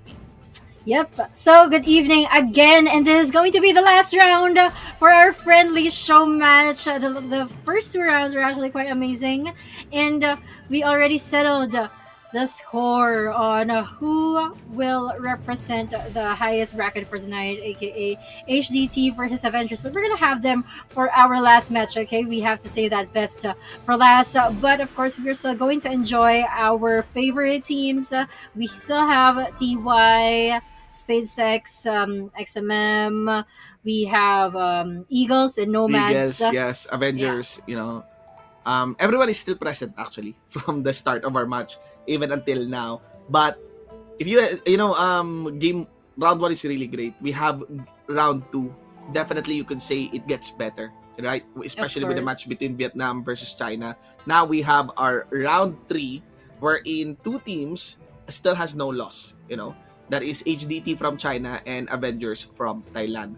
We also have our 1-1 teams, and we also have our 0-2 teams, and that is going to be Eagle Singapore versus TY. The VNGxNE is stacked. So really, everything. That's the thing about Swiss. That's the thing about the Swiss bracket. Like, you clearly know the skill level. Yeah. At least, on how the bracket reflected it. You clearly know the skill level for the matches that you'd expect. Like, totally, all matches are always expected to be on an even ground. In theory, especially when you're using the Swiss bracket. Yeah, I agree. And also, there's also a good way for us to check out the new app that we're using for the tournament. And so far, it has been very, very successful. And for TY to join the show match, it's so amazing. And it's so, I'm so excited to watch them play. Okay, now again, it's TY versus Eagles. Okay. So, this is the 0-2 cluster, ladies and gentlemen. Team Singapore, that is Eagles, versus TY of Team VNG and NetEase, the developers, the creators of this game, okay? Of course, participating in this show match battle.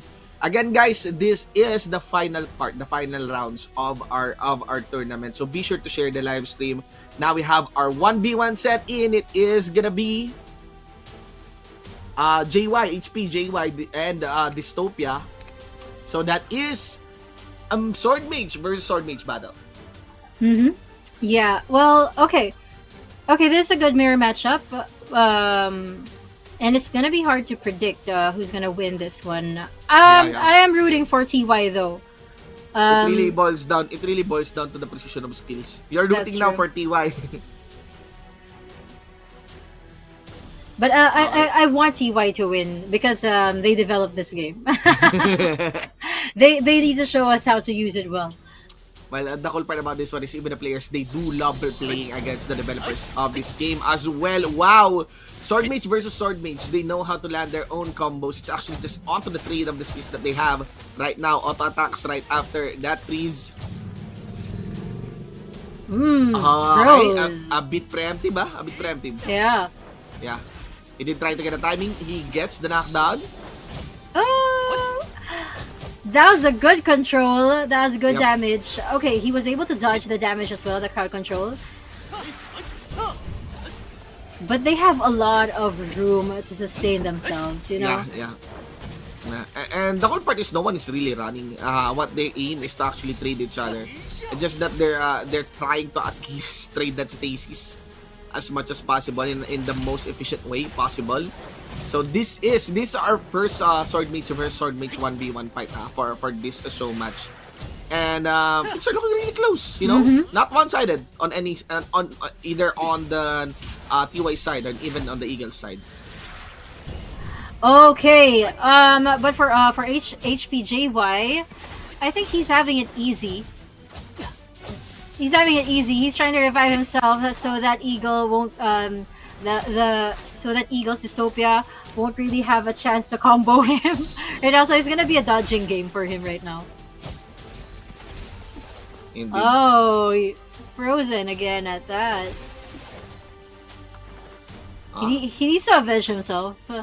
He needs to even out the game. So he's actually the first one to get out of the ring. There goes the knockup. Can they land the first combo? Was able to dodge that blade.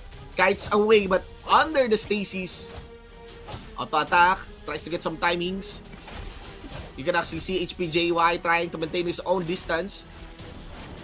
Just still being careful with the combo that he can cast.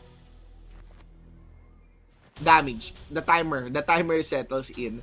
And it is gonna be Eagle's win for the 1v1. Oh, okay. That was a good clutch, deadline. actually. Yeah.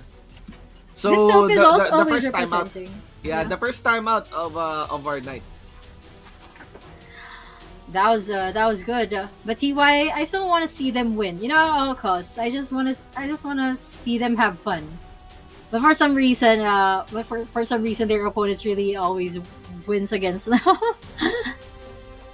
Okay, 5v5 situation. Let's see if TY is going to show us a different meta this time. Okay, they're gonna go standard, but they have the gunslinger. Okay, things are getting interesting. When you have a gunslinger, things are interesting. I swear. Okay. Again, 5v5, ah? Mm-hmm. So, okay. So, two teams that continue using gunslingers is TY and HDT, right? And HDT has a really great gunslinger on their side. Yeah. But let's see on the gunslinger here of TY. I mean, this is gonna be their final match, you know, their final series. So it's best to really give it your all right here. 5v5 scenario right now. It does look like Team Eagle. They're a bit more confident in embracing the members here of TY into the middle line. They did target the gunslinger quickly and in critical HP. Camera onto the assassin. Gunslinger still getting chased down. CPDD goes down. Targeted by Huan. Revive to TY CPDD by Quad N. But critical HP still onto CPDD. Still getting targeted and CPDD once again kisses the ground. Take note, Quad N is already dropped. The Paladin is already gone. Quad N uses his own revive himself. Lang also gets dropped. Only the Occultist and Quad N or the Spirit Shaper is still alive. And that's the problem. No more revive on that one. That is a very, very quick 5v5 in favor of Singapore's Eagles. Wow. Are they planning to make this a sweep? We have the trickiest matchup next to 3v3. Yeah. Well, TY, I don't know about you guys, but I still want to see you even out this match and make this to a game number 5. Don't make it easy for Eagles. Okay, 3v3. So, TY is still gonna be using their gunslinger. Alright.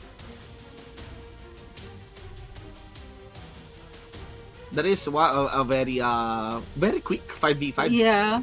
No, my I opinion. agree.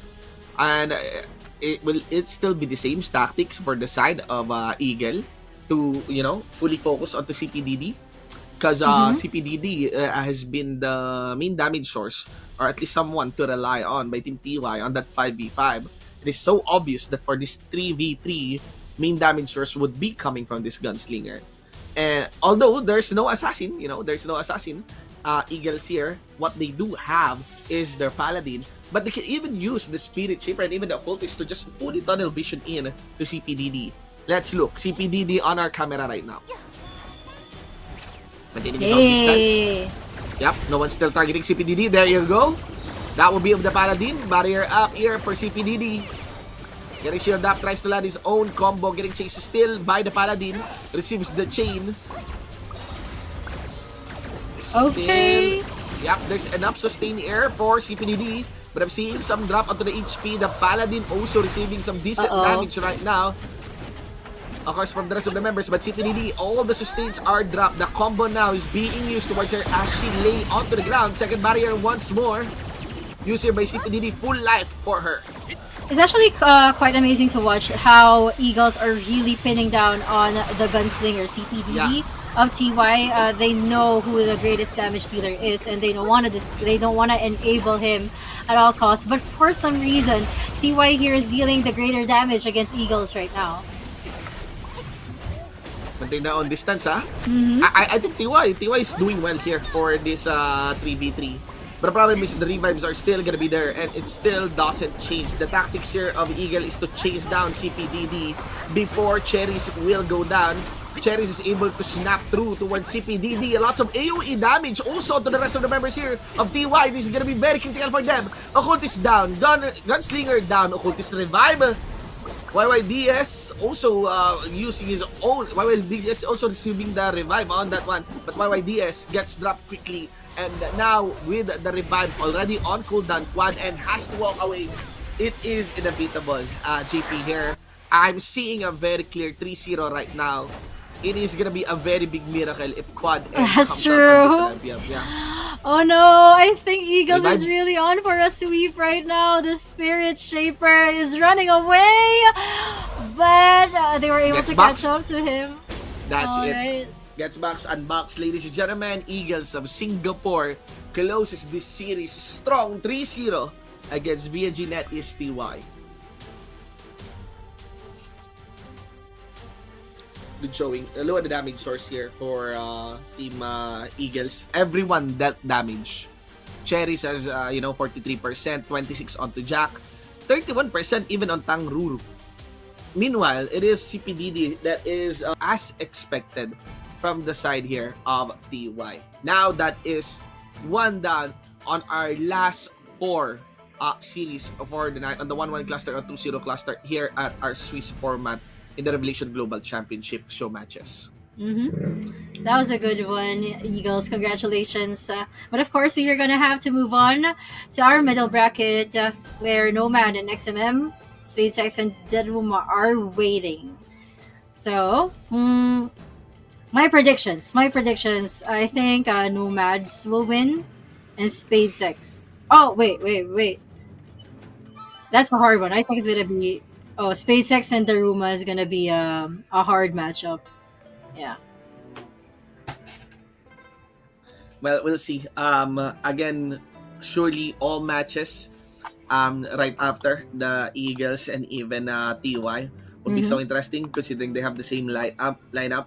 I'm really, like you said, I'm really looking forward as well onto the DaRuMa and the SpadeX match. It brings back old memories of the Blaze of Glory. Yeah. But again, to our viewers, be sure to share the live stream. Be sure to let everyone know from your guild mates on your group chats that this is happening right now. There goes the show match. We also have some of our giveaways to be done. I think the Revelation Mobile moderators also interacted there on the chat, on our live stream. So be sure to share. Be sure to share this live stream. This is our final set of matches. Okay, guys. Wow. Well, I know we all are waiting for HDT versus Avengers and SpadeX versus Nomads. Is it Nomads? Yeah, it's Nomads. Yeah. So, yeah, we're just gonna have to watch our friends first. We're gonna have XMM versus Nomads. It's DaRuMa versus SpadeX. Okay, now. Yeah. Okay, I got it right this time.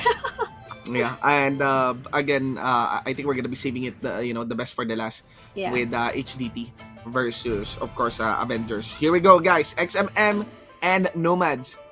Ladies and gentlemen, it is gonna be the team from Indonesia, which is Nomads, and XMM Hills from Malaysia. So we have a 6v6 on the full stack.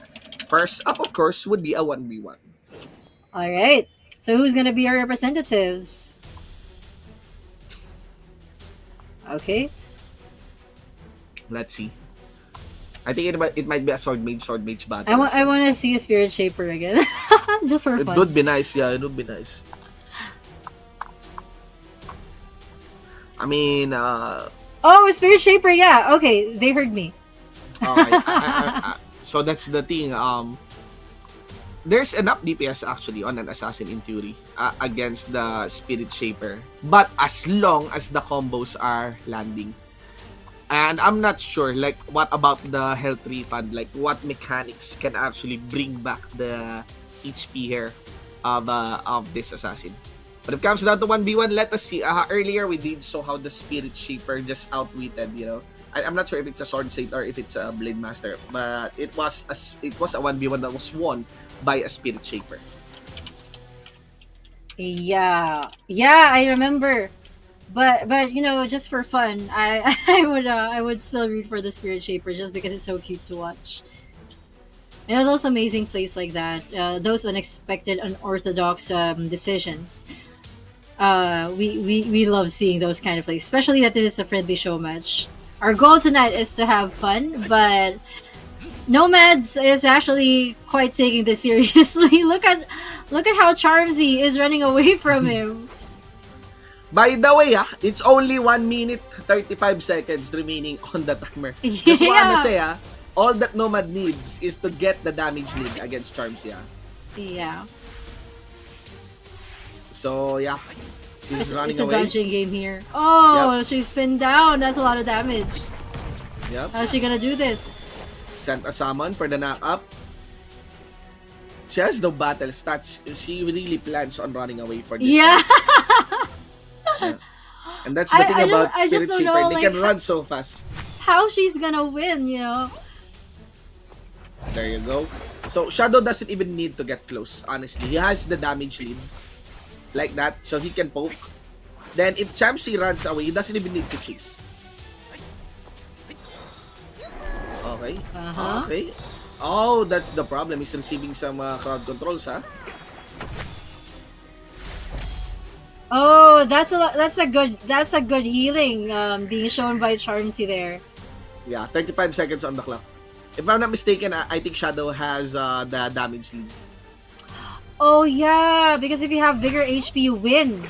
No, I think it's I think it's higher damage. Oh, higher damage. Okay. Yeah. But let's see if it's bigger HP. If it's bigger HP, Charmsy would win. Yeah. Yeah, but if it's higher damage, I think I'm gonna be leaning more onto Shadow. Still landing some combo. Gets the knockdown. There goes the Poppy form. 5 seconds. Charmsy, run away, heal yourself. Let's see. So it is damage dealt. Yeah, it's Shadow damage dealt. It there. is damage dealt. Yep. You cannot cheese it. You cannot cheese this 1v1 that way. Yeah. At least try to fight, right? At least try to get the damage lead. But you can deal damage and then run away. Deal damage and then run away. Yeah, but that's the problem. You're fighting an assassin, so if you decide to deal damage, I think the assassin can really out damage you. Yeah. If combos are land, even if you run away, the assassin can still chase. At least deal damage, run away. That would be the available tactic. But here you go. We have the real fight happening now. Game number 2 is a 5v5.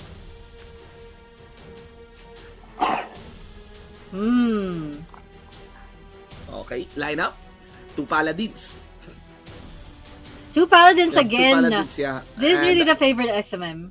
Yeah, whereas also the side here of Nomads, they will have 2 Spirit Shaper.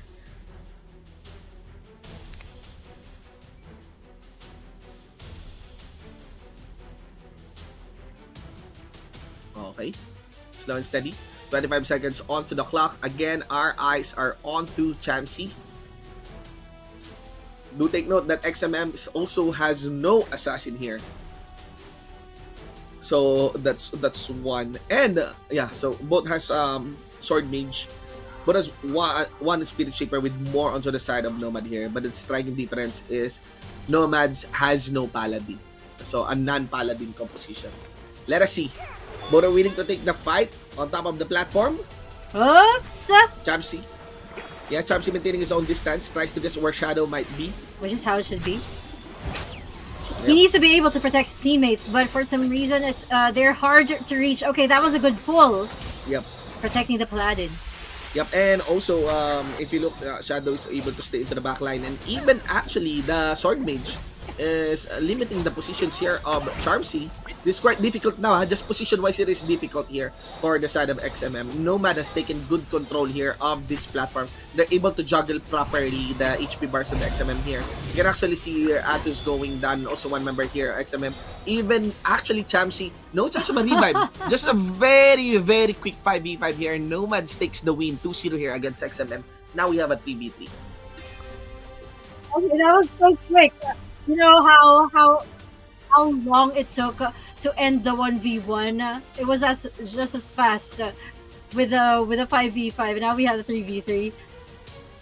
I wonder. I think Nomads just want this to get over with.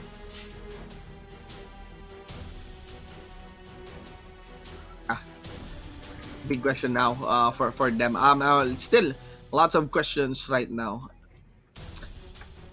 Lots of questions right now onto the side of XMM if they can still, at least get back into this series, because I mean this is it. This is the final series, and it does feel like this is a very different lineup from what is being capitalized earlier by Nomads. Nomads here has been using the assassin earlier on. Then this time they have relied on a far more stable composition, which is a sword mage. They have used 2 paladins, no support, just occultists onto the side of XMM. Well, but about this, Nomads going for this kind of lineup without a Yeah. care for the paladin that XMM has. I think they're gonna go on full damage and just go on deal damage and hustle through it. Whereas XMM will try to sustain themselves, but it depends on their positioning this time. But See it's a very how difficult way aggressive to they sustain. are. It's a very difficult way to sustain. They have a no spirit shaper. What they do have is, their paladins and their occultists. But on the damage dealt against the occultists here, Nomads knows who to target and prioritize first. It's occultist versus occultist trade. That is what is happening. But you can actually see there, Midorine is already down. Only down to the last 2 paladins. All that Nomads need is to choose who's paladin. I think they've decided to go for Hypertron. Okay. Actually, it's Miami. It's Miami that is being targeted. Tries to answer against Hypertron. Hypertron targeting him. And now we are down to the last paladin, which is Atus. That's it. This is a very clean 3-0. Ladies and gentlemen, That was Indonesia quick. takes this series here. Nomads, ladies and gentlemen. I don't know. Okay, so we got 2 clean sweeps real quick, and we are down to our last 2 matches just like that. Just like that. So last two, and all matches are getting more and more interesting. It is quite obvious that we saved the best for the last. SpadeX Philippines versus DaRuMa of Vietnam, and later on we have the 2 undefeated teams on our Swiss format, HDT from China versus Avengers from Thailand. All right, so SpadeX versus DaRuMa. This is gonna be a hard matchup. Like I said just earlier, I think this is a very even matchup. Despite DaRuMa having the Vietnam card, I think SpadeX has a chance to win on this one. Indeed. Tough situations, ladies and gentlemen. Again, top matches still laid out, remains here onto our Swiss format, ladies and gentlemen. And of course, there's still enough time for you guys to share this match. If you are a Filipino fan, most of the Filipino viewers are actually watching here on the English stream. Be sure to share the live stream. If you haven't, share it publicly. Make sure that you have that share tag, not just the Tough Fan badge, or that actually helps a lot onto becoming a Tough Fan of the Revelation Mobile Facebook page. Well, we also appreciate you guys for watching tonight and staying up with me and Shinbu. Tonight, we're gonna have some amazing time, especially in the global championships together. Okay, we hope to see you there as well. So I hope you guys were able to make use of the gift codes being sent in the comment section. And if you have friends who aren't watching tonight, you should definitely invite them to watch with you, so they can also have access to our gift codes. Eventually, we don't know if more gift codes are going to be sent tonight. So just keep an eye on the comment section, okay? Yep. The more the merrier. That is far better. Again, just two more series, and they are the best ones. I'm really looking forward, onto the possible fight that can happen between HDT and Avengers. Normally, I do enjoy, on the early parts of our Swiss format, I do enjoy the 1v1s, I do enjoy the 3v3s. But this time, I'm really looking forward to the 5v5s. But here we go. First things first, later for HDT, we have Team DaRuMa, Vietnam versus Team Philippines, SpadeX.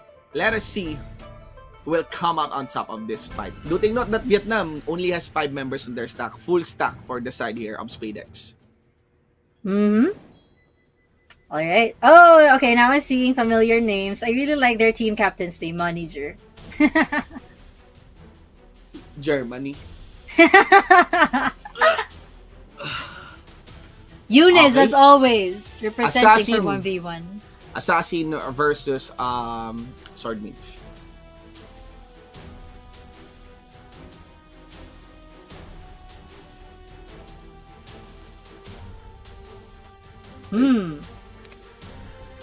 Okay, we've seen this matchup. It could still be anybody's game. This is more on the Sword Mage trying to guess where the assassin might be. And of course, the timing of where the assassin can strike. It's also tricky because there is a stasis available as well onto the side of that Sword Mage. And yeah, they have an idea how to size each other up prior to the main match. And also do take note, there's a shorter timer on 1v1s. 5 seconds on the clock. Okay, so I'm gonna go with SpadeX, but we've seen Eunice aggression for so many games already. He's been carrying it for 1v1 and 5v5, but I don't know. I think this is the first time that we're seeing Flux for the 1v1. Well, the thing about the 1v1 is it's really about still your timings, you know? Yeah. You try to guess on that. Like, for example, also your micro, you know? How fast you can react. Like True. that one, probably. Still, one of these two would want to really finish up their combo because it's still unclear who dealt the most damage. We are about to enter the last 70 seconds of this 1v1. There goes the chase, gets the knockdown. Unizir in critical situation as Flux tries to get this full combo once more. Flux not overreacting onto the stealth of Eunice. Eunice full combo still get his own shield. He did make a counter, and there you go, ladies and gents. It is gonna be going onto the side of the SpadeX squad. Wow, that was quick. All right, so well, that was just the first game, guys. So DaRuMa, knowing their 5v5 capabilities, they're also aggressive. But SpadeX, from what we've seen in their previous matches, they learned how to control their skills and budget their skills. So 5v5, I'm gonna go with SpadeX again. But meta-wise also SpadeX. They have 2 Spirit Shapers, both of them. Kind of a mirror matchup, actually. Yeah, same discipline as being employed by I think that's on HDT side. Actually, the only thing lacking here for this match is there's no gunslinger.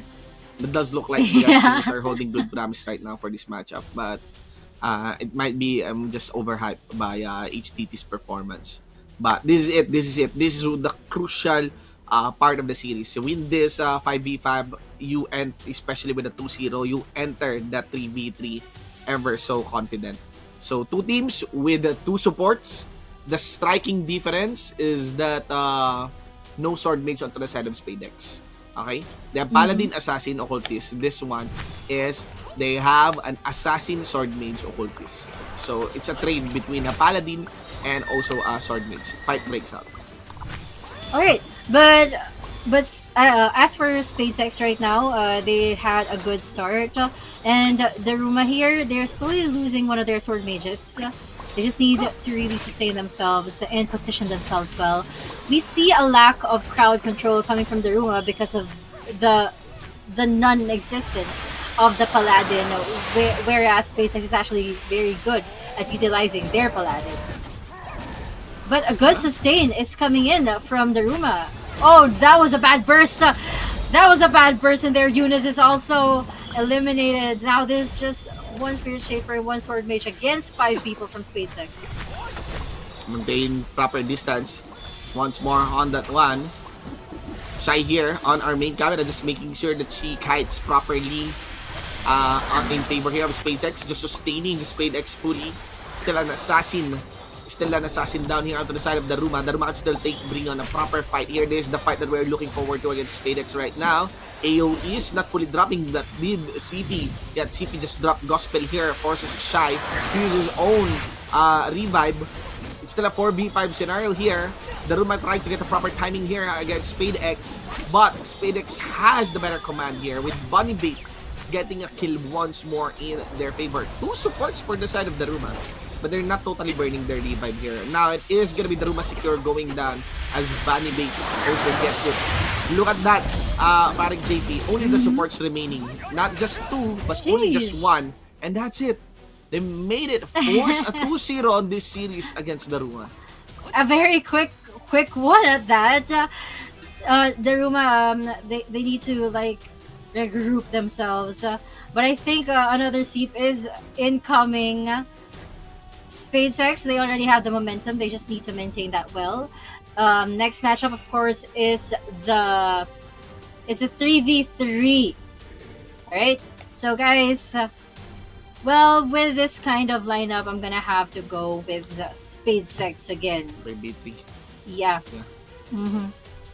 Also, they never lose their paladins. Normally, I mean, on some matches here on our series, it is the Sword Mage that has the lead here against the Paladin. But that is earlier on the 1v1 with TY, I think, using the Paladin. But yeah, a stable comp onto the side of DaRuMa. SpadeX here, they're just gonna be using a very aggressive Paladin. I feel like their Spirit Shaper also has some good stats on her, you know, to at least do not be left out by the Paladin. Here we go, guys. 3v3, 2-0 in favor of SpadeX. Alright, so now it has started. Probably the last game because SpadeX is already on match point. But DaRuMa here, I think they still want to survive. They're doing their best, actually, and they're focusing all their energies in the Sword Mage right now. Alright, now it's eliminated, but revived. That was very quick, too. So DaRuMa here, I think they're losing their occultist. They just need to protect that one. Good thing they have a very responsible Spirit Shaper to maintain their lives. I do feel like the damage is lacking onto the side of SpadeX here. Should they really want to force their way into that occultist? Just look at the HP right now of their Spirit Shaper. So DaRuMa can capitalize fully on this one. Manager has to fall back, receives the Panda Bear on that, dodge away. But look at the damage as well towards Bunny Beta. She can now sustain. Is she? Receives the box. Yes, she is sustaining the rest of her members. And you can actually see DaRuMa taking the early reins, you know, of this fight. And it does feel like if you have that damage advantage, just fully capitalize onto that one. Manager gets dropped, no sustain. It is gonna be Ezio, just of course reviving secure. No revive as well coming in from Manager. Their Paladin also will go down only onto the occultist. Ladies and gents, 2-1. DRM takes against SpadeX. They could still force a game 5 if they take this game number 4. Okay, that was a good slight comeback coming from DaRuMa. Well, I was actually thinking already that was already a clean sweep for Avengers, but good thing they were able to focus all their energies well there in that 3v3. Now we're back to the 5v5, and we all know who won that 5v5 earlier, SpadeX. So I don't know about DaRuMa. They need a more team effort this time. But also they're lacking the Paladin, so that's probably one of the things that challenges them as well. The top scenario right now. Again, we are back to the 5v5, and SpadeX has taken good command of this. It is a different story compared to the 3v3. I feel like the 3v3 with a Paladin, historically, it is getting outsmarted by that Sword Mage, and again, they're lacking in damage. It would be a different story right now. It's still the same as game number 2, but the dangerous part is that DRM has a momentum. Yeah, true. Now, now that they started winning, they can actually reverse sweep this one, which makes me appreciate the 1-5-3 format more, because this is gonna be a good revenge for them. now that it has started, that's a lot of AoE damage against DaRuMa here. But the Spirit Shaper of SpadeX is also taking in a lot of damage. That's where they're focusing all their energies. SpadeX now needs to protect their Spirit Shaper more. One of their Spirit Shapers, actually. Let's see. Okay. Camera on to Superdox on this one. Again, it is still gonna be a long fight here between SPX versus DRM. The target is not that clear. It might be the assassin here for both sides. You know, critical HP onto the assassin of DRM as well as SPX. But the thing about assassin is you cannot really fully catch them, especially with their stats still being available. So you might want to invest the damage on a different target. Our camera now is on monitor, and it just Unis that just targets him right now. They're starting to fully commit towards manager here, maybe at least land a disruption onto her. But generally, manager here has all the free hits, has all the free room on this ring, you know, not in the middle, because DRM is targeting someone different, probably an occultist maybe. Yeah. And the other support, Shy. Oh, SpadeX is actually being challenged this one. This time, Paladins and Assassin, they already lost it. But a good thing, even though they're being revived, they're not being revived at the same time. Thus, they still don't have the upper hand here. DaRuMa has it. And they can actually win this one. They just have the Spirit Shaper left to kill. They could win this one, yeah. Wow. It is the momentum. It might be a reverse sweep. Now, it all comes down to that 1v1. I really doubt it will be a Spirit Shaper for that 1v1. I feel like it will be an Assassin versus Assassin battle. Yeah, that's actually a good choice. But DaRuMa's gonna go for the Spirit Shaper. Oh, and Canyon arrived again. Okay. Oh, this is a very good card. This is a very good hidden card to show at the last match. Yeah. Gunslinger versus Spirit Shaper. Now the thing about here is that, you know, I really feel that all that SPX need is to burn time. Just get the damage lead against Sky. And after getting the damage lead against Sky, that's it. Just allow Kai to run away. I'm not sure if Kai will be trading though. If she will try to fight. Okay, 10 seconds onto the clock.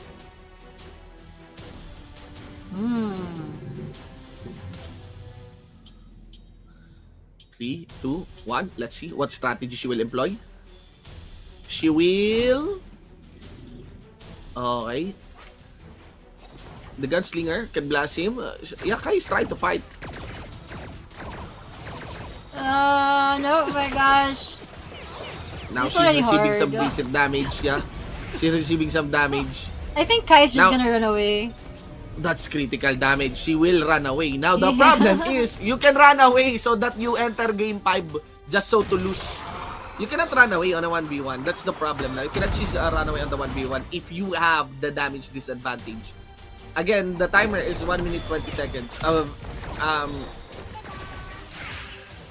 It may seem like it's a very unique choice to actually choose a Spirit Shaper because it's pretty much unkillable. But the problem is all you need to do, considering the rules, is just invest damage here. And Kai decides to fight, and she lost. What a way to waste that moment.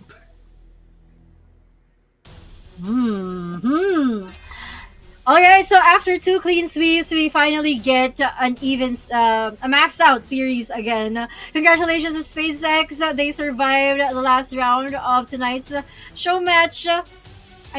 Being the third place of the night. Yeah, third place of the night. That was good. Actually, that was really, I won't sugarcoat it. That was hilarious. That's hilarious. You earned all those comebacks. The 3v3, you won the 3v3. That was well fought. You won the 5v5. That was well fought. Only to use a Spirit Shaper on a 1v1 when the game mode is against a Spirit Shaper. Yes, it did work. It did work for an aggressive target.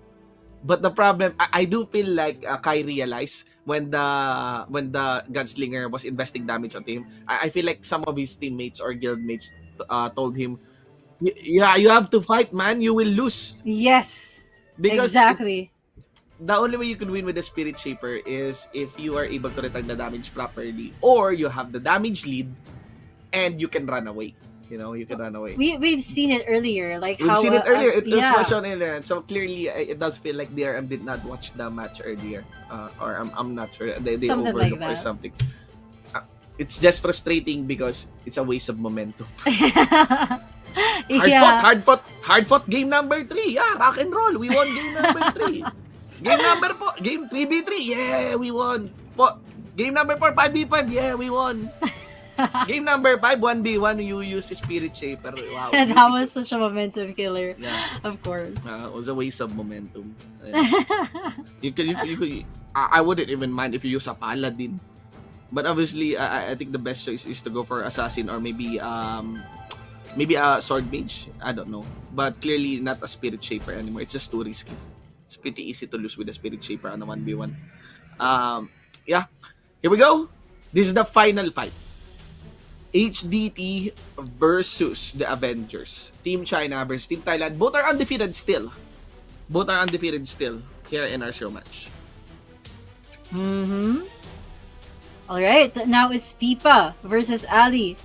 Ali, yeah, we've seen her a lot of times. Well, prediction-wise, I'm gonna go for HDT on this one, but I think this is also gonna be a really, really good matchup. Indeed. 5v5 first. Okay. Pipa first on our screen. So it's Assassin versus Blade Master. There you go. No more Spirit Shaper.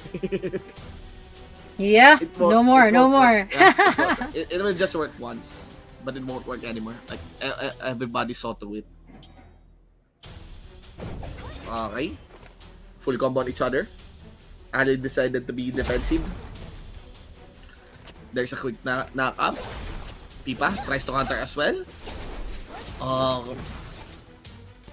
The danger about here is that there's a lot of stun that can be landed on. There's a lot of crowd control that can be landed on by Blade Master. Pipa tries to guess where the assassin will come. He did get the stun. Full combo. Okay. That's a lot of damage Yeah. already against Pipa. But again, this is the Blade Master that we're talking about.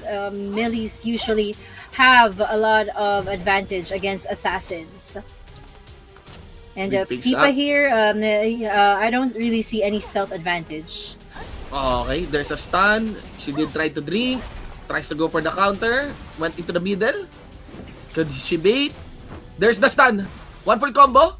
One finisher. There you go. That's the danger with dealing with the Blade Master. So it is Pipa's win. Ladies and gentlemen, HDT 1-0 on this series. That's the danger, huh? Blade Master, they really have a very like good chain of crowd controls to combos.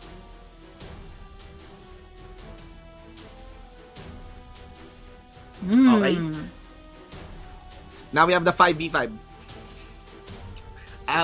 Avengers versus HDT. For the Avenger lineup, 2 Spirit Shaper. They have 1 Paladin. Also, they have 1 Paladin. I think they also have 1 Assassin. Okay.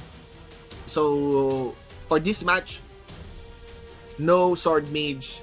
It is gonna be the Sword Saint here for the side of HDT, and also the Assassin that will be one of their main damage source.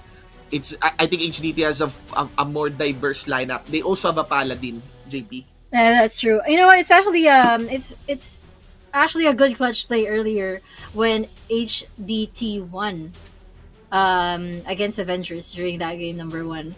But now it's a different story because it's a 5v5 and kind of a mirror matchup actually. It's just really how you play as a team at this point. They move steady once again. Down into the middle. I think the key target here of Avengers would be of the Assassin plus the Sword Saint. At least their main damage source. Camera out to Varys. Varys here is actually the occultist from the side of the Avengers. Look at the sustain between the two teams, still very intact. It cannot be denied that Avengers here having two supports with a better sustain, but the firepower should be there for HDT. Or is HDT getting countered continuously? Occultist here? The Occultist, the Occultist of AVG on Critical Life. Was able to get some bait in. Land some more position. HDT. Top situation for their Sword Saint and also for their Paladin. They're able to get the sustain properly of their support. But there is, of course, a limit to that duration. It does look like HDT's targeting is all over the place. Need to maintain their distance.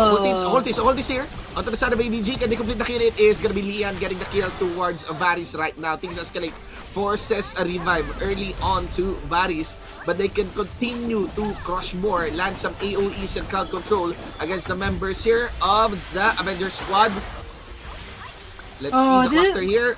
This is hard. Avengers and HDT, they're really having a hard time getting or trying to have an advantage against the other, where they need to find one opponent where they need to focus all their energy so one team can be crippled on. Yeah, well, they cannot let up. You can actually see the HPs here of HDT. It is going to be difficult for them to get the revive down. Ifeng, the Occultist now down here for HDT. They decided to go for the revive still, make it a 5v5, even with the critical HPs for the most of their members. But right now, who will be the target here? The main target of HDT. They can get one onto the Occultist. Or maybe they can go get one onto the support. Varys is dropped now. It should force a revive here. Long is also down. Varys receives a revive. 4v5 situation. But, there you go. It's actually Varys that receives the revive. Blast is down. Blast receives a revive as well. Well, HDT, they almost lost it earlier after that big AoE damage. And now they're returning the favor against Avengers. Now Avengers is actually trying to sustain themselves, but their Spirit Shaper is actually having a hard time healing back on the Paladin. Oh no. Difficult situation here for the Avengers. HDT, there's still revive available, I think. There's still a revive available, I think, for their support. It's gonna be a 4v3 scenario, but 50 seconds onto the main timer. Mana situation. Mana situation is already critical as well onto the side of the support of HDT. But a 4v2 scenario in HDT still knows how to fight, man. This Sword Saint is really paying big dividends here for the HDT squad. Cleans up everyone. 2-0 for HDT. Wow. Okay, Avengers, you guys can still turn this into a reverse sweep, okay? I still want to see them win. I mean, we all know that HDT has shown a great run for the first two rounds. But you know, for Avengers, this is gonna be a huge achievement for the night if they were able to take down HDT. Indeed. Here we go. So for the chosen lineup, ladies and gentlemen, this is what I'm looking forward to. The Gunslinger. The Gunslinger of HDT. They have already released it. So they have decided Occultist, Spirit Shaper, Gunslinger to the side of HDT. Now Avengers, they're gonna go for a Paladin, Occultist, and a Spirit Shaper. Now that is a big problem. They have to be very wise in disabling at least this Gunslinger because they are clearly out damaged by the trio here of HDT.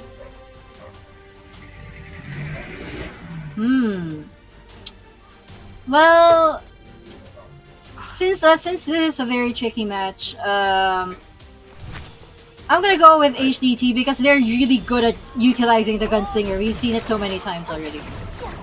Oh yeah.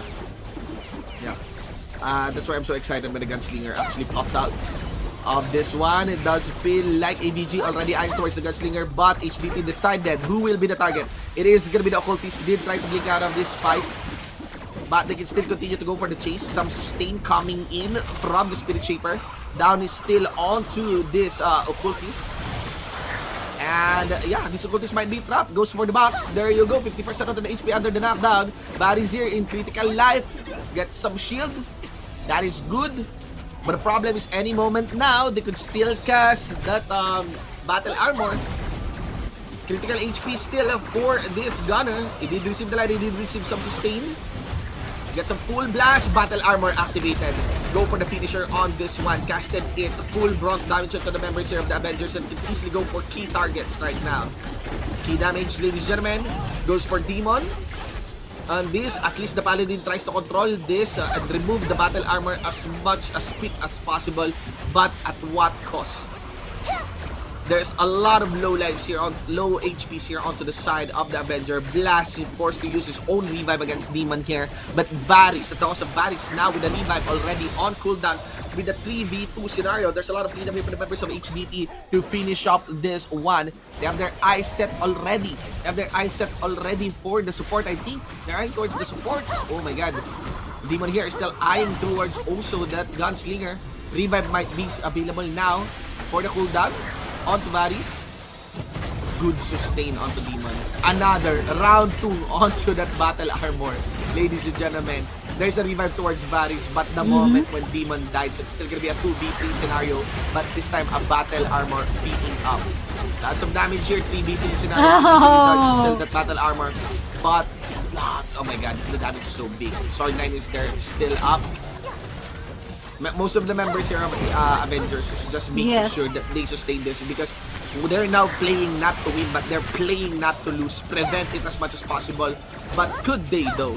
That is it. Ladies and gentlemen, Blast was able to revive herself during the moment that Varys was down. But it is only this, the last remaining member, the last Spirit Shaper onto the Avengers side stands onto bringing the victory for the China team HDT into this show match series. Congratulations, HDT. That was one good, well, actually more than good match to end the night. And welcome, of course, to Revelation Global Championship. We finally get to see one Chinese team in our scene, and they have introduced themselves really, really well for us. And now things are going to be more interesting in the global championships, of course.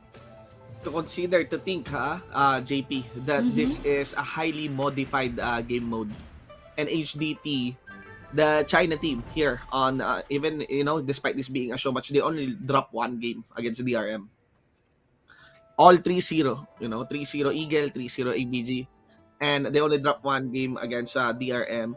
That gives you a strong signal, that gives you a very, very good signal on how they could play, how they have good command when it comes to these MMORPGs, when it comes to Revelation Mobile. Yeah, I definitely agree. And these 8 teams, thank you so much for giving us your time tonight. We really enjoyed your plays, and we miss some teams that we haven't seen in a while.